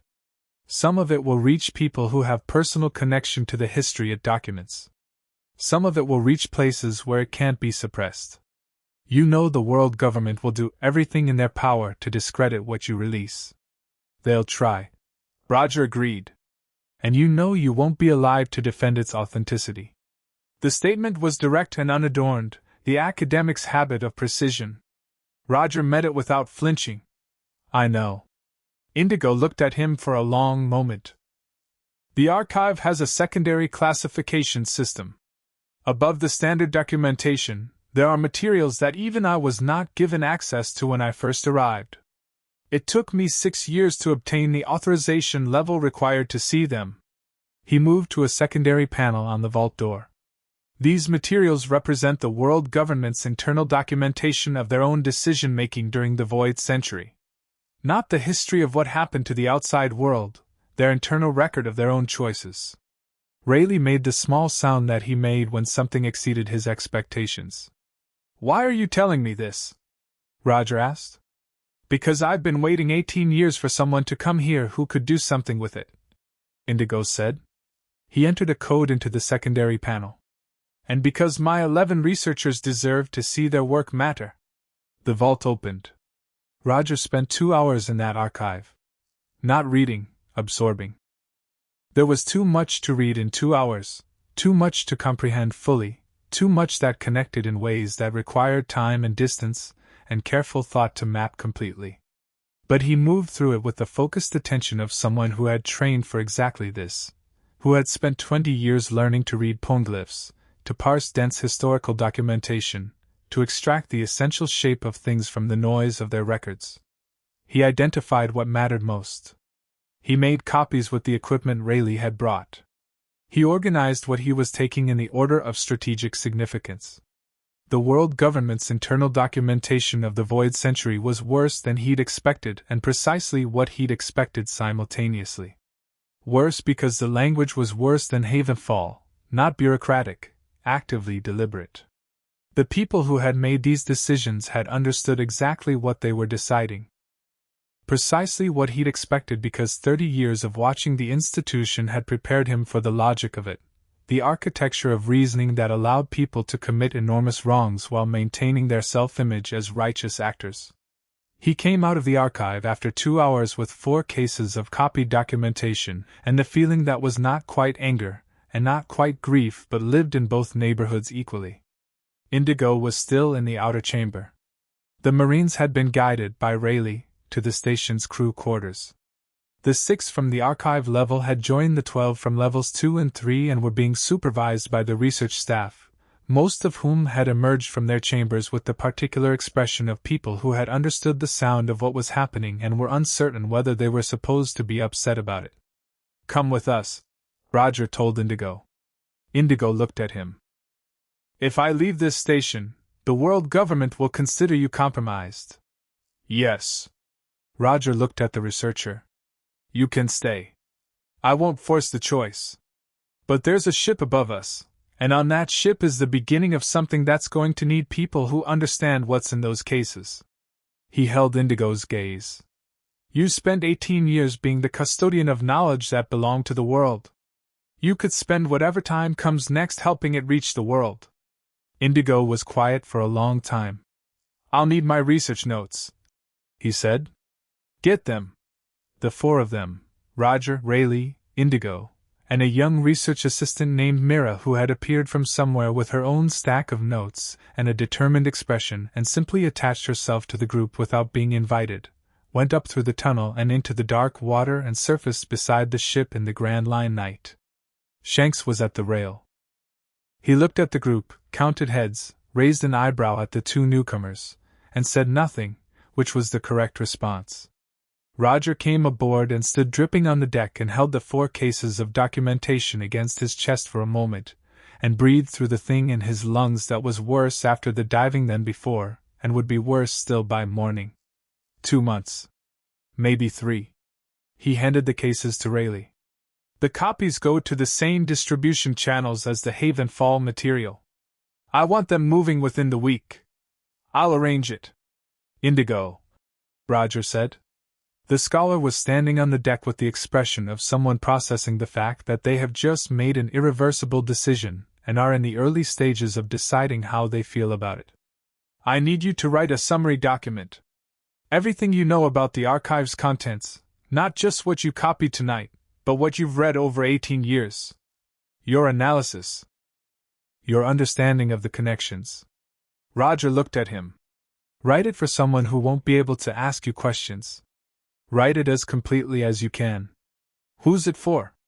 Indigo asked. "Someone who isn't born yet," Roger said. Indigo looked at him for a moment. Then he went below to find somewhere to write. Mira, the young research assistant, was looking at Roger with the specific expression of someone who has understood something and is deciding whether to say it. She was perhaps 25, dark-skinned, with the kind of focused intelligence in her eyes that Roger had learned to recognize as the particular intelligence of someone who had been quietly, systematically observing everything around them for years. "The distribution channels?" she said. "For the documentation." "Yes? I know how to move sensitive information through academic networks in a way that looks like standard research correspondence," she said. I'd been doing it for 3 years. Small things, findings that shouldn't have been classified, researchers trying to communicate with each other outside the official channels. She looked at the cases.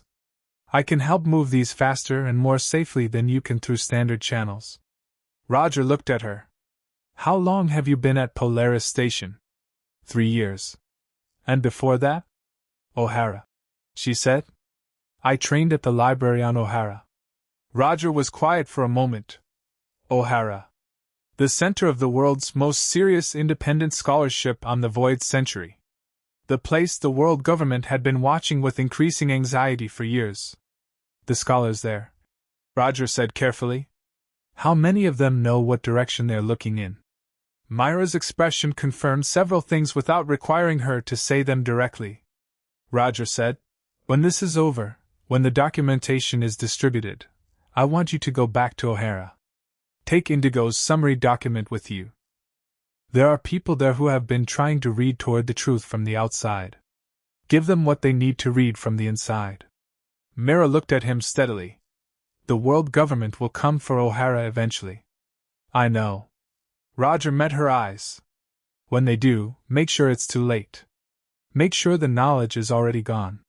He went below, finally, and lay on his bunk with the illness doing what the illness did and the ship moving under him with the steady fundamental motion that had been the baseline of his life for 30 years. He thought about telling Shanks everything. He'd promised. All of it, Shanks had said. Not sections. And Roger had agreed, which was not something he did lightly. He'd been building toward the full conversation for weeks, not because he'd been reluctant exactly, but because the full picture required a context that needed to be built first, and the context had been building piece by piece across every action of the past months. He thought he was ready to give it now. Tomorrow night, he decided. After the documentation was prepared for distribution. After Indigo had started writing. After the ship was moving again and they were clear of the Polaris Station area. He slept, which was not something that came easily anymore. The illness made sleep a negotiation, something to be worked toward through the specific controlled breathing that Crocus had taught him and the deliberate release of everything that was active in his thinking. He worked through it, found the place, slept. He dreamed about Laugh-Tale. Not the arrival, not the famous moment of the crew laughing at the end of the world, which had been real and which had been everything. He dreamed about the moments after. The quiet ones, when everyone else was sleeping and Roger had sat alone with the poneglyph that contained the final record and read it again in the dark, slowly, really letting every word land. Joy Boy's apology. Not a historical record, not a strategic document, an apology, written in the first person, to the people of Fishman Island, to the future, to whoever came next. I could not do it. I'm sorry. Someone will come who can. Roger had always found that apology both heartbreaking and oddly comforting. The acknowledgement that some things were too large for one person, one era, one set of circumstances. That doing everything you could do and still falling short was not the same as failing. That the attempt itself mattered, created conditions, moved pieces, prepared ground. That was what he was doing. He woke at dawn to Crocus standing in the cabin doorway with the bark tea, and the ship was moving. And the Grand Line light was coming in through the porthole at its morning angle, and Shanks was on deck doing something with the rigging. Roger sat up. The lower right lung announced its condition. He breathed through the announcement, found the baseline, stabilized. The tea, Crocus said. Roger took it. Drank it. Every drop. Crocus looked at him with the expression of a doctor who has just observed a significant behavioral change, and is deciding how much hope to invest in it. How long? Roger asked. I told you. 2 months, maybe. How long do I have before the functionality becomes an issue? Before I can't move the way I move? Crocus was quiet for a moment. 6 weeks, he said. After that, what you can do physically becomes increasingly. 6 weeks is fine, Roger said. He stood. He went on deck. The Grand Line opened ahead of them, the sun coming up over the eastern edge of the world's most dangerous ocean, and Roger put his hands on the rail and let the morning hit him directly. 6 weeks of full capacity. He thought about what 6 weeks was for. He thought about the one piece, sitting at Laugh Tale, exactly where they'd left it, the accumulated treasure and knowledge of the greatest pirate who'd ever lived before Roger, the thing that Joy Boy had prepared for a successor who hadn't arrived in time. He thought about the poneglyphs, scattered across the world in locations only he and his crew and now Toki knew completely.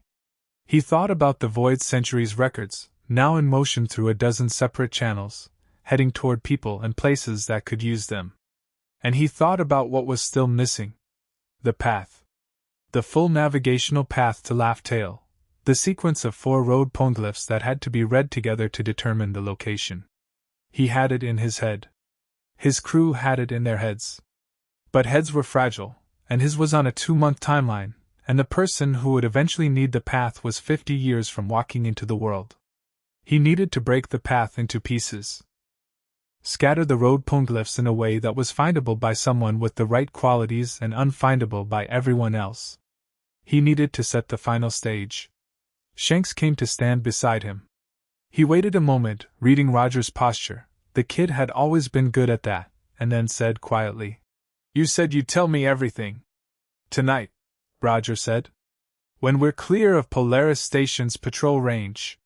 Shanks nodded. He started to move away, then stopped. "Captain?" Roger looked at him. "Whatever you're building," Shanks said. "Whatever this is. I want you to know." He stopped, reorganized, found a different approach. "I've been on this ship since I was a kid. I've seen everything you've done. Everything." He looked at the horizon. "I don't know if I'll ever be what you are. But I'm going to make sure that whatever you're leaving behind doesn't get wasted." Roger looked at him for a long moment. "I know," Roger said. "That's why I let you stay." Shanks went to the rigging. Roger stayed at the rail, feeling the ship move, breathing the morning, counting the weeks. 6 weeks of full capacity. 2 months total. The architecture still incomplete, the final pieces still to be set. Garp somewhere behind them, gaining, reading the shape of everything Roger had done and getting closer to understanding the shape of what was still to come. Rouge somewhere in South Blue, with Rayleigh's letter in her hands by now if the channel had moved at the speed it should. Luffy, not yet even a thought in the world, 50 years from the moment, he would need everything Roger was building toward. Roger breathed in. Breathe out. Let's use every day, he thought. The ship ran south, into the Grand Line's deep heart, toward the last stage of everything. Chapter 6. What Joy Boy left behind. Garp found the ship on a Tuesday. He didn't know it was Tuesday. Nobody on the Grand Line kept reliable track of days. The weather system's 8 calendars, the magnetic anomalies confused even the best chronometers, and there was a philosophical argument, which Roger had once made to Garp's face during a ceasefire that had lasted 6 hours off the coast of Reverse Mountain, that the Grand Line existed outside of linear time in a way that made day naming a kind of optimistic fiction. Garp had told him that was the stupidest thing he'd ever heard. He thought about that now, standing at the bow of the Resolute with the spyglass raised and the small fast ship on the horizon resolving from a smudge to a shape. Roger's ship. He lowered the glass and held the certainty of it for a moment. The specific shape of the hull, the sail configuration, the way it moved through the water with the quality of something guided by someone who understood the water rather than fighting it. 3 months. 3 months of following the shape of what Roger was doing through the world rather than following the ship itself. 3 months of arriving at places where Roger had already been and reading what had happened there the way you read a coastline, not for what it was but for what it told you. Havenfall, still reorganizing itself into something viable, the 11,000 people on their island to the north sending trade boats out with cautious regularity. Polaris Station, abandoned now, the Marines who'd found it reporting that the archive had been systematically stripped of its most significant materials. 11 researchers at Polaris Station had requested immediate reassignment to civilian academic posts the week after Roger had been there, which Garp had read as a data point when the intelligence report crossed his desk and had not noted in his reply. He'd been closing the distance for 6 weeks. Methodically.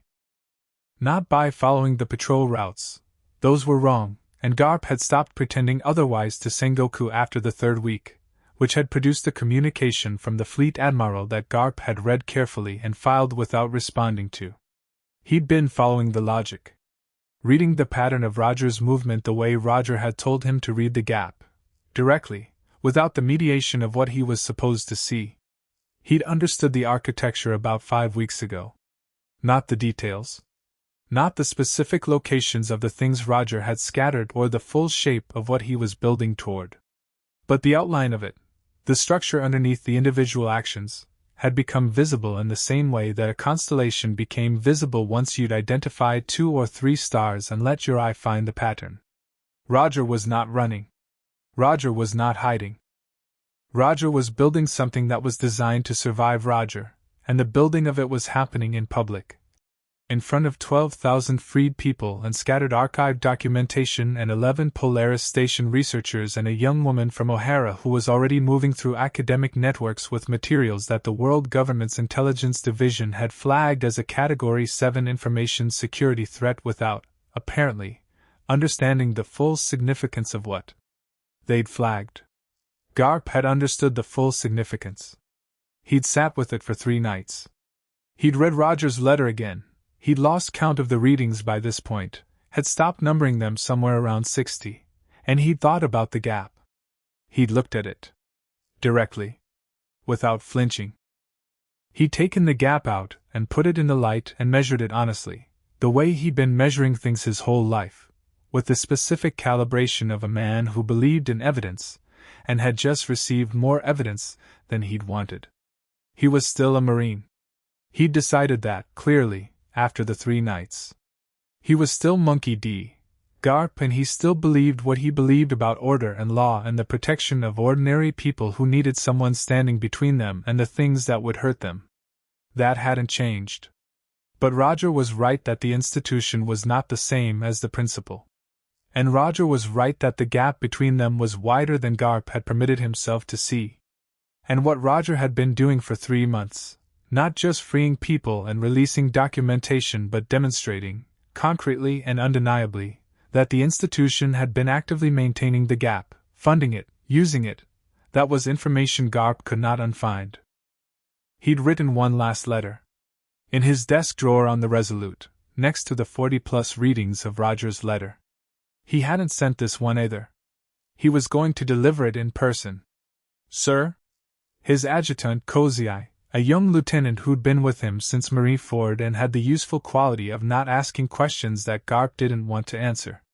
We're gaining on them. I know. Should I signal the flanking ships to close the— No, Garp said. Signal them to hold position. Kozai processed this. Sir, standing orders are to— I know what the standing orders are, Lieutenant. Signal them to hold position. Garp lowered the spyglass.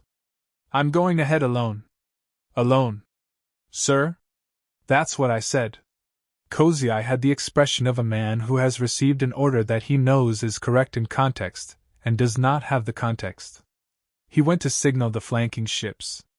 Garp stood at the bow and watched Roger's ship getting larger. The weather was the Grand Line doing something understated for once. A clean day, the sky the particular blue that the second half of the Grand Line produced when it wasn't being theatrical, the water running a long low swell that made the Resolute move with a comfortable rhythm that was almost pleasant. The sun was a few hours past noon. There were sea birds over the water to the west, which meant an island within a day's sailing. An island Garp had identified on his charts as the final coordinates Roger had been moving toward for the past 2 weeks. He knew why.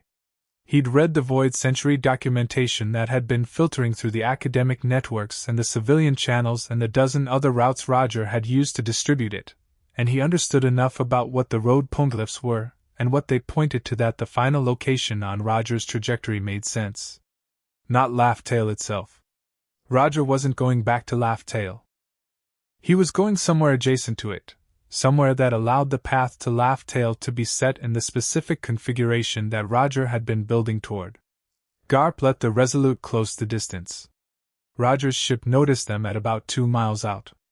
He could see the activity on deck change, people moving to the rail, the recognition happening, And then something that Garp read as interesting through the glass. Nobody running, nobody preparing for combat, nobody doing anything except standing at the rail and looking.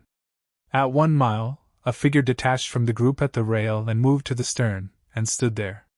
Roger. Garp knew the silhouette at this range without the glass. He'd been looking at that silhouette from various distances and through various weather conditions for 30 years. It was as familiar as his own reflection, more so in some ways, because your reflection looked at you backwards and Roger had always faced him directly. At 1/2 mile, Garp took a small boat. He didn't explain this to Cozy Eye. He just went over the side with the oars and rowed, which was the kind of thing that only made sense if you understood the conversation that was about to happen and understood that it could not happen on either official vessel. It needed to happen in the space between. Roger was already in a small boat of his own. They met in the water between the two ships, perhaps 400 meters from each. The Grand Line's swell moved under them with its long, even rhythm. The sea birds had shifted overhead, following whatever they followed. The sky was still doing its understated blue thing. Roger looked the way he looked. That was what Garp registered first, and then immediately revised. Roger looked like himself, the same face, the same presence that had always occupied more than its physical space, the same eyes doing their thing of seeing you specifically. But there was something underneath it that Garp had not seen before, and that he identified, after a moment, as the particular quality of someone who has become very efficient. Someone who has simplified to their essentials because the extras have become too expensive. He looked like a man who was running out of time and had made peace with what that meant. "You look terrible," Garp said. "You look old," Roger said. "I am old." "So am I," Roger said. He smiled. "Older than I was going to be, technically." They looked at each other across the 2 meters of Grand Line water between their boats. "I read the documentation," Garp said. "The Haven Fall material. The Polaris Station material." He held Roger's gaze. "I read it all. And I need you to know that I read it," Garp said. "Not as part of an investigation. Not in the context of an operational briefing. I read it the way you intended it to be read." He paused. "As a person." Roger said nothing, which was itself something. "I'm still a Marine," Garp said. "I know. I'm not defecting. I'm not going to do what you're doing. That's not—" Garp stopped. Organized himself. "That's not who I am. I believe in the institution as a correctable structure, and I'm going to spend whatever time I have left trying to correct it from inside, which you will think is insufficient, and I understand why you think that." "I don't think it's insufficient," Roger said. "I think it's what Garp does." "That's different." Garp looked at him. "You're not angry that I chased you for 3 months." "I'd have been angry if you didn't," Roger said. Garp felt something that he'd been carrying for 30 years settle slightly. Not resolve, settle. Find a less uncomfortable position. "What I actually came to say," he said, and reached into his coat, and took out the letter. Roger looked at the letter. "I wasn't going to send it," Garp said. "I was going to give it to you in person. That's what I decided." Roger reached across the water between them and took it. He read it. Garp watched his face while he read. The face did several things that Garp catalogued without being able to name all of them, something that was recognition, something that was the specific response of a person being seen clearly and finding it neither comfortable nor uncomfortable, just true. Roger folded the letter and put it in his coat. "Thank you," Roger said. "Don't thank me," Garp said. "I'm still going to, I know. I know what you're still going to do." Roger looked at him. "That's not what I'm thanking you for." The water moved under them. "Your grandson," Roger said. "Luffy." "Yes." "Keep him away from the Marines," Roger said. "I know I said that before. I'm saying it again, specifically, not because I think Luffy is going to be anything other than exactly himself, but because the Marines will try to use him. The institution always uses what it can reach, and Luffy is going to be very reachable, very visible." He looked at Garp directly. Don't let them reach him before he understands what he is. Garp said nothing for a moment. His grandson was not yet born. His daughter-in-law was carrying a child who would become something that a dying pirate king was taking the time to specifically protect. He had feelings about this that were extensive and somewhat overwhelming. "I'll keep him free," he said. "Good." Roger looked at the island in the distance, the one Garp had identified on his charts. "I have something left to do." "I know. That's why I signaled the flanking ships to hold." Roger looked at him. "I'm not blind," Garp said. "I know what you're building. I know why you're going to that island." He held Roger's gaze. "I can give you until morning. After that I have to bring you in, Roger. You know I have to." "I know. I'm going to try." "I know that too." Roger smiled. The real one, not the performing one, not the king of the pirates one, but the one that had occasionally appeared over 30 years of chasing and being chased, the one that Garp had always found infuriating and was finding right now something else. "You won't catch me, Garp. But I've always appreciated that you kept trying." Garp looked at him. "Luffy," Roger said one more time. "Luffy," Garp agreed. They rowed back to their respective ships. Roger reached the island by late afternoon. It was small and steep and rocky, the kind of island the Grand Line generated as afterthoughts, not habitable, barely vegetated, but geologically significant in a way that the official charts, predictably, failed to capture. There was a cave system in the island's eastern face that ran deep into the rock, and in the deepest chamber of that system was the thing Roger had come to do. Shanks and Rayleigh came ashore with him. Indigo stayed on the ship. The scholar had been writing continuously for 2 weeks, producing a summary document of Polaris Station's archive contents that was now over 300 pages and showed no signs of stopping. Mira had already left, 3 days ago, heading toward O'Hara with the documentation and the specific mandate Roger had given her. The cave system was exactly as Roger had mapped it from the information he'd assembled across months of preparation. The deepest chamber was 50 meters underground, accessible by a passage that required single-file movement and one section of technical climbing, and it opened into a space perhaps 10 meters across with a vaulted ceiling and the quality of absolute silence that only existed in places that had never contained human sound before. Roger set up a lamp. He placed 4 items on the rock floor of the chamber, with deliberate care, not random arrangement but specific placement, the positions meaningful in a way that would only become clear to someone who understood the coordinate system they referenced. The 4 were copies. Not originals. The original road poneglyphs were where they were, in the specific locations across the world where they had existed for centuries, immovable and indestructible and waiting. What Roger placed on the rock floor were navigational records. The specific measurements required to read each poneglyph as coordinates in conjunction with the others. The mathematical key to assembling the 4 locations into a single pointing finger. The key to the path.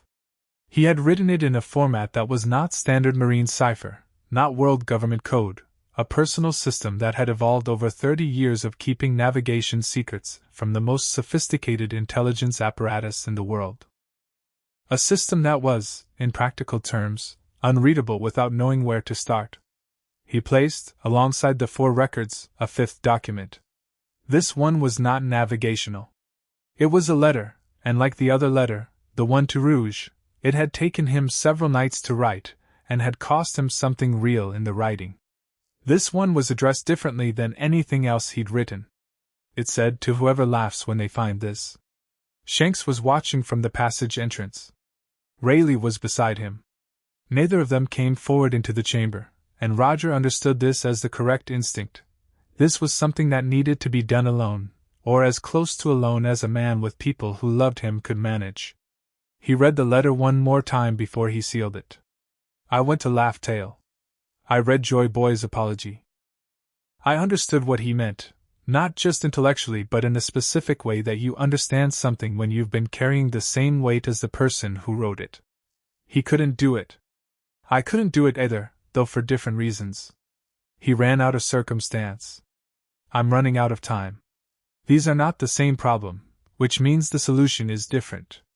Joy Boy prepared the world for something and then couldn't deliver it. What I'm leaving here is the path to the delivery. Not the thing itself, the path. You're going to have to walk it yourself. You're going to have to be the kind of person who can laugh at Laughtail and mean it. I think you can. I don't know you yet. I don't know if you're born yet. But the will of D is a specific thing, and it finds specific people, and those people have a specific quality that all the documentation in the world can't fully capture, but that I've been watching my whole life. It's the quality of someone who doesn't calculate the cost before deciding what they believe. That's you? Has to be, if you found this. The one piece is real. It's everything Roger found and everything Joy Boy left. It's the accumulation of every attempt to change the world that fell just short. Don't waste it. This path costs. I know. Every step of it costs someone something. Try to remember, when you're paying the cost, that people paid before you, not to make it easier, because it never gets easier, but to make it possible.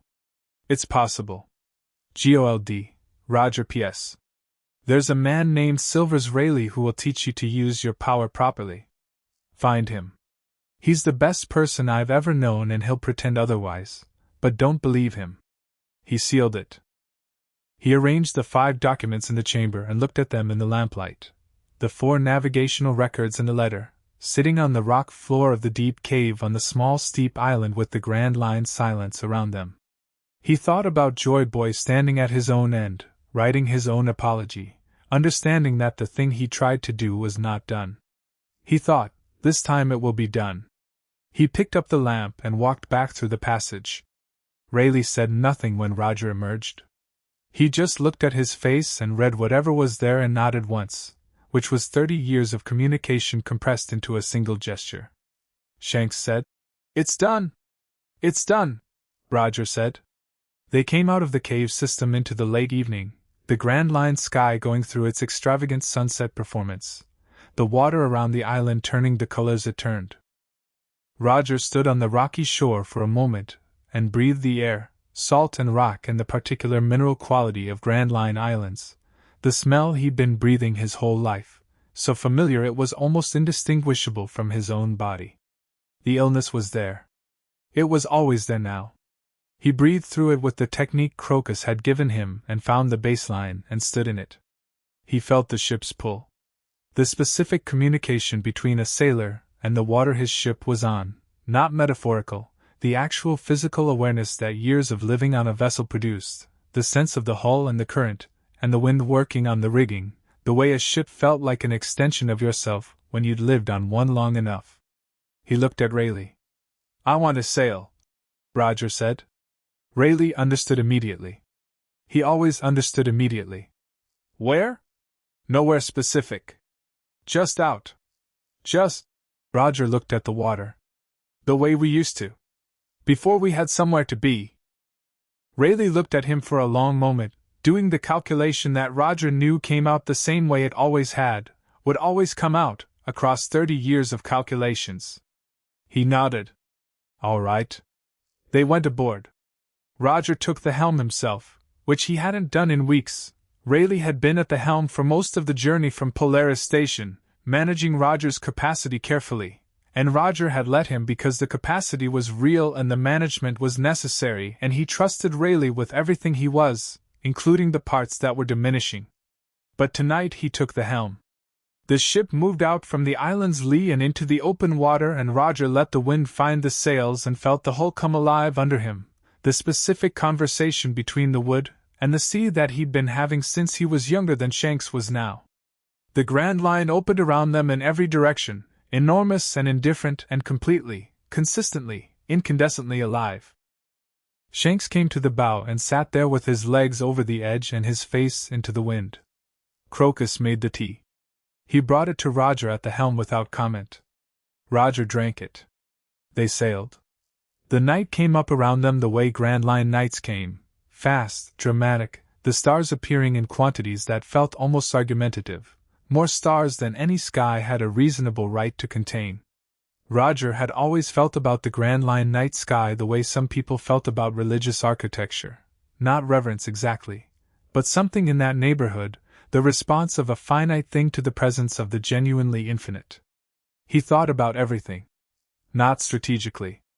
Not architecturally.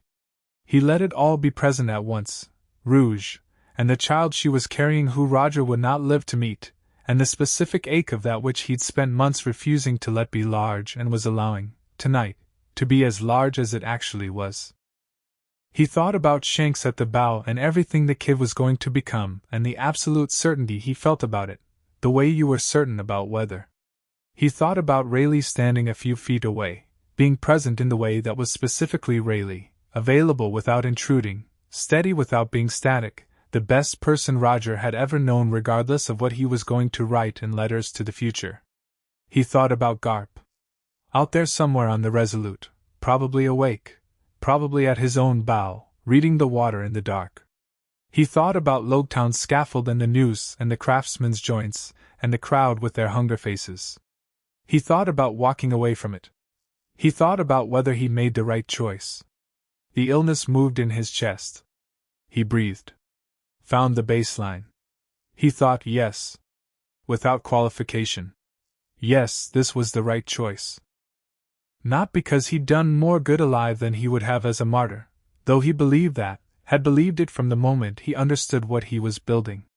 But because the choice itself had been the right one for a different reason. Because choosing to act rather than to symbolize was the specific expression of what he actually believed, that the world was changed by people doing things, not by people dying poetically. That freedom was a practice, not a monument. That joy was not the same as peace but was, in some ways, more important. Rayleigh came to stand beside him at the helm. Not taking it.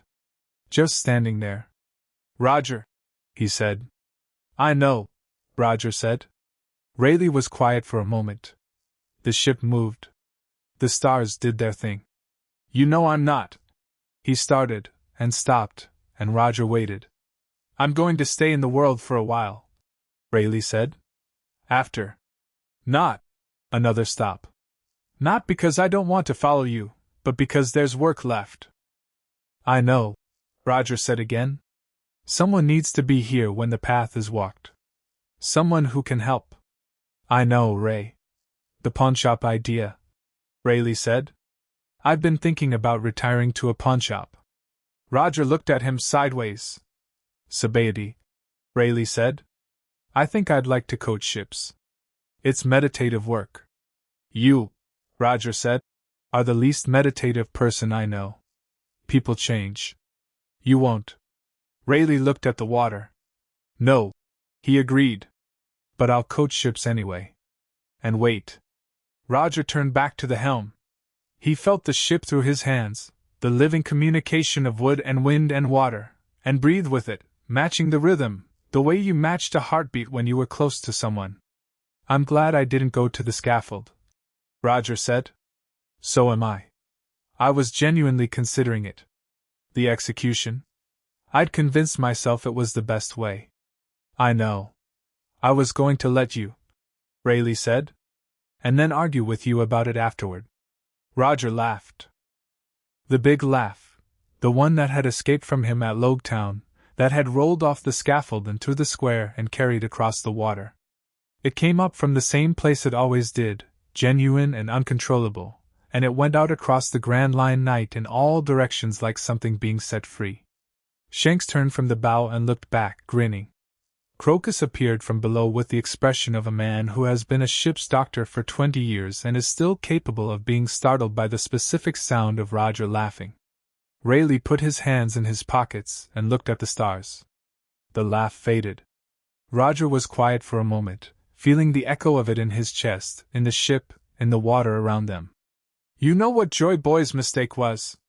Roger said. "What?"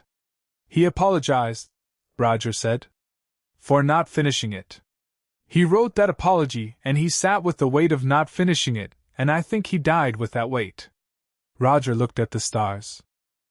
"But not finishing it wasn't the mistake.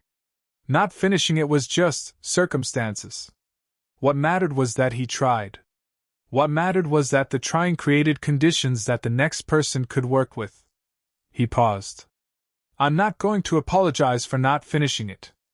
I'm going to trust whoever comes next. Luffy, Rayleigh said. Luffy, Roger agreed. The name did something in his chest that was separate from the illness, warmer, directional, the specific feeling of something being handed forward. He's going to be something, Ray. You keep saying that. Because I keep being certain of it. The night deepened around them. The Grand Line moved through its hours with the specific indifference that Roger had always loved about it. It didn't care who you were, what you'd done, what you'd built or broken or freed. It just moved, continuous and enormous and alive, the way the world moved regardless of what any one person did inside it. Which was, Roger had always thought, the whole point. The world moved regardless. But what you did inside the moving mattered. It accumulated. It left conditions that the next person found already in place, sometimes better conditions, sometimes worse, but never neutral, never unchanged. Every action altered the space that followed it. He'd altered a significant amount of space in the past 3 months. 12,000 people on a free island. Archived documentation in 100 locations. 11 researchers writing and teaching. Mira on her way to O'Hara. Indigo's summary document heading toward the people who would understand it. The navigational key in the deep cave on the rocky island, sealed and waiting in the lampless dark. Garp somewhere behind them, moving through the world with the letter in his coat and the gap fully visible, and what he chose to do about it still unwritten.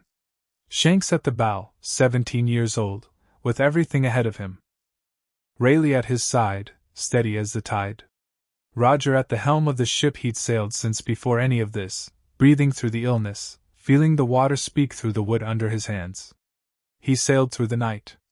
Toward morning, the illness moved differently than it had been moving, not the patient tide but something more abrupt, a change in register that Roger recognized from Crocus's clinical descriptions of what the late stages felt like. He noted it. He breathed through it. He kept his hands on the helm, and his heading steady. Crocus materialized beside him without being called, because Crocus had the attentiveness of someone who monitored things professionally, and looked at Roger's face. Roger looked back at him. Something moved through Crocus's expression that he didn't try to hide. Doctors who hid things from their patients, Roger had always thought, were doing a disservice to the person's ability to make good use of their remaining time. "Morning," Roger said. "Morning," Crocus said. "Is the tea ready?" Crocus brought it. Roger drank it. The taste of bark, which he'd spent months resisting and the past weeks accepting, had become in some indefinable way something he'd learned to find almost good, not pleasant, but honest, which was sometimes better than pleasant. Shanks had moved from the bow. He was sitting on the foredeck now, cross-legged, watching Roger at the helm with an expression that was trying very hard to be normal and not quite achieving it. The kid had known for weeks. He'd asked the real question only once, directly, 3 nights ago, and Roger had given him the real answer, and they'd sat with it for a while and then talked about something else, and that had been the right way to handle it. The sun came up. Grand Line sunrises were, by general consensus among people who had watched enough of them to form an opinion, excessive in the best possible way. The color range was unreasonable. The way the light came off the specific quality of Grand Line water, denser with minerals, more reflective at certain angles, produced effects that reasonable meteorology could not fully account for. Roger had watched hundreds of them. He watched this one. He felt the ship. He felt the water. He felt the morning air on his face, which was cool and direct and smelled of salt and deep ocean, the specific smell of the Grand Line that was so different from every other ocean smell that people who'd sailed it, and then sailed something else, always described the feeling of returning to it as coming home. This was home. Had been home since he was young enough that home was still being invented inside him, had grown up alongside him, had been the constant that everything else organized itself around. 3 decades of this water, this sky, this specific quality of being alive on the open sea with people he'd chosen and work that mattered. He thought, I'm glad. Simple as that. Not despite the illness or the timeline or the things unfinished. Not complicated by the weight of what he'd done or hadn't done, what he'd freed and what he'd left behind, who he'd loved and who he was leaving. Just glad. For the whole thing. For the shape of it. For the laugh that had come out of him at Loguetown and the scaffold left empty and the 3 months that had followed and the documents in their 100 locations, and the key in the dark cave and Shanks on the foredeck and Rayleigh beside him and the bark tea in his hands and the morning. He let go of the helm. Rayleigh was there before the ship could drift. He took it without being asked, without making anything of it, just put his hands where Roger's had been and held the heading. Roger moved to the bow. He stood where Shanks had been sitting all night, at the forward point of the ship, with the Grand Line spreading ahead of him in every direction and the morning light coming off it at the angle that made it look like something you could love. He could feel the ship under him. The communication through the wood, the water speaking through the hull, the way it always had. He thought about Joy Boy's apology and decided, finally, definitively, that it had been unnecessary. That the attempt was enough. That the conditions created by the attempt were enough.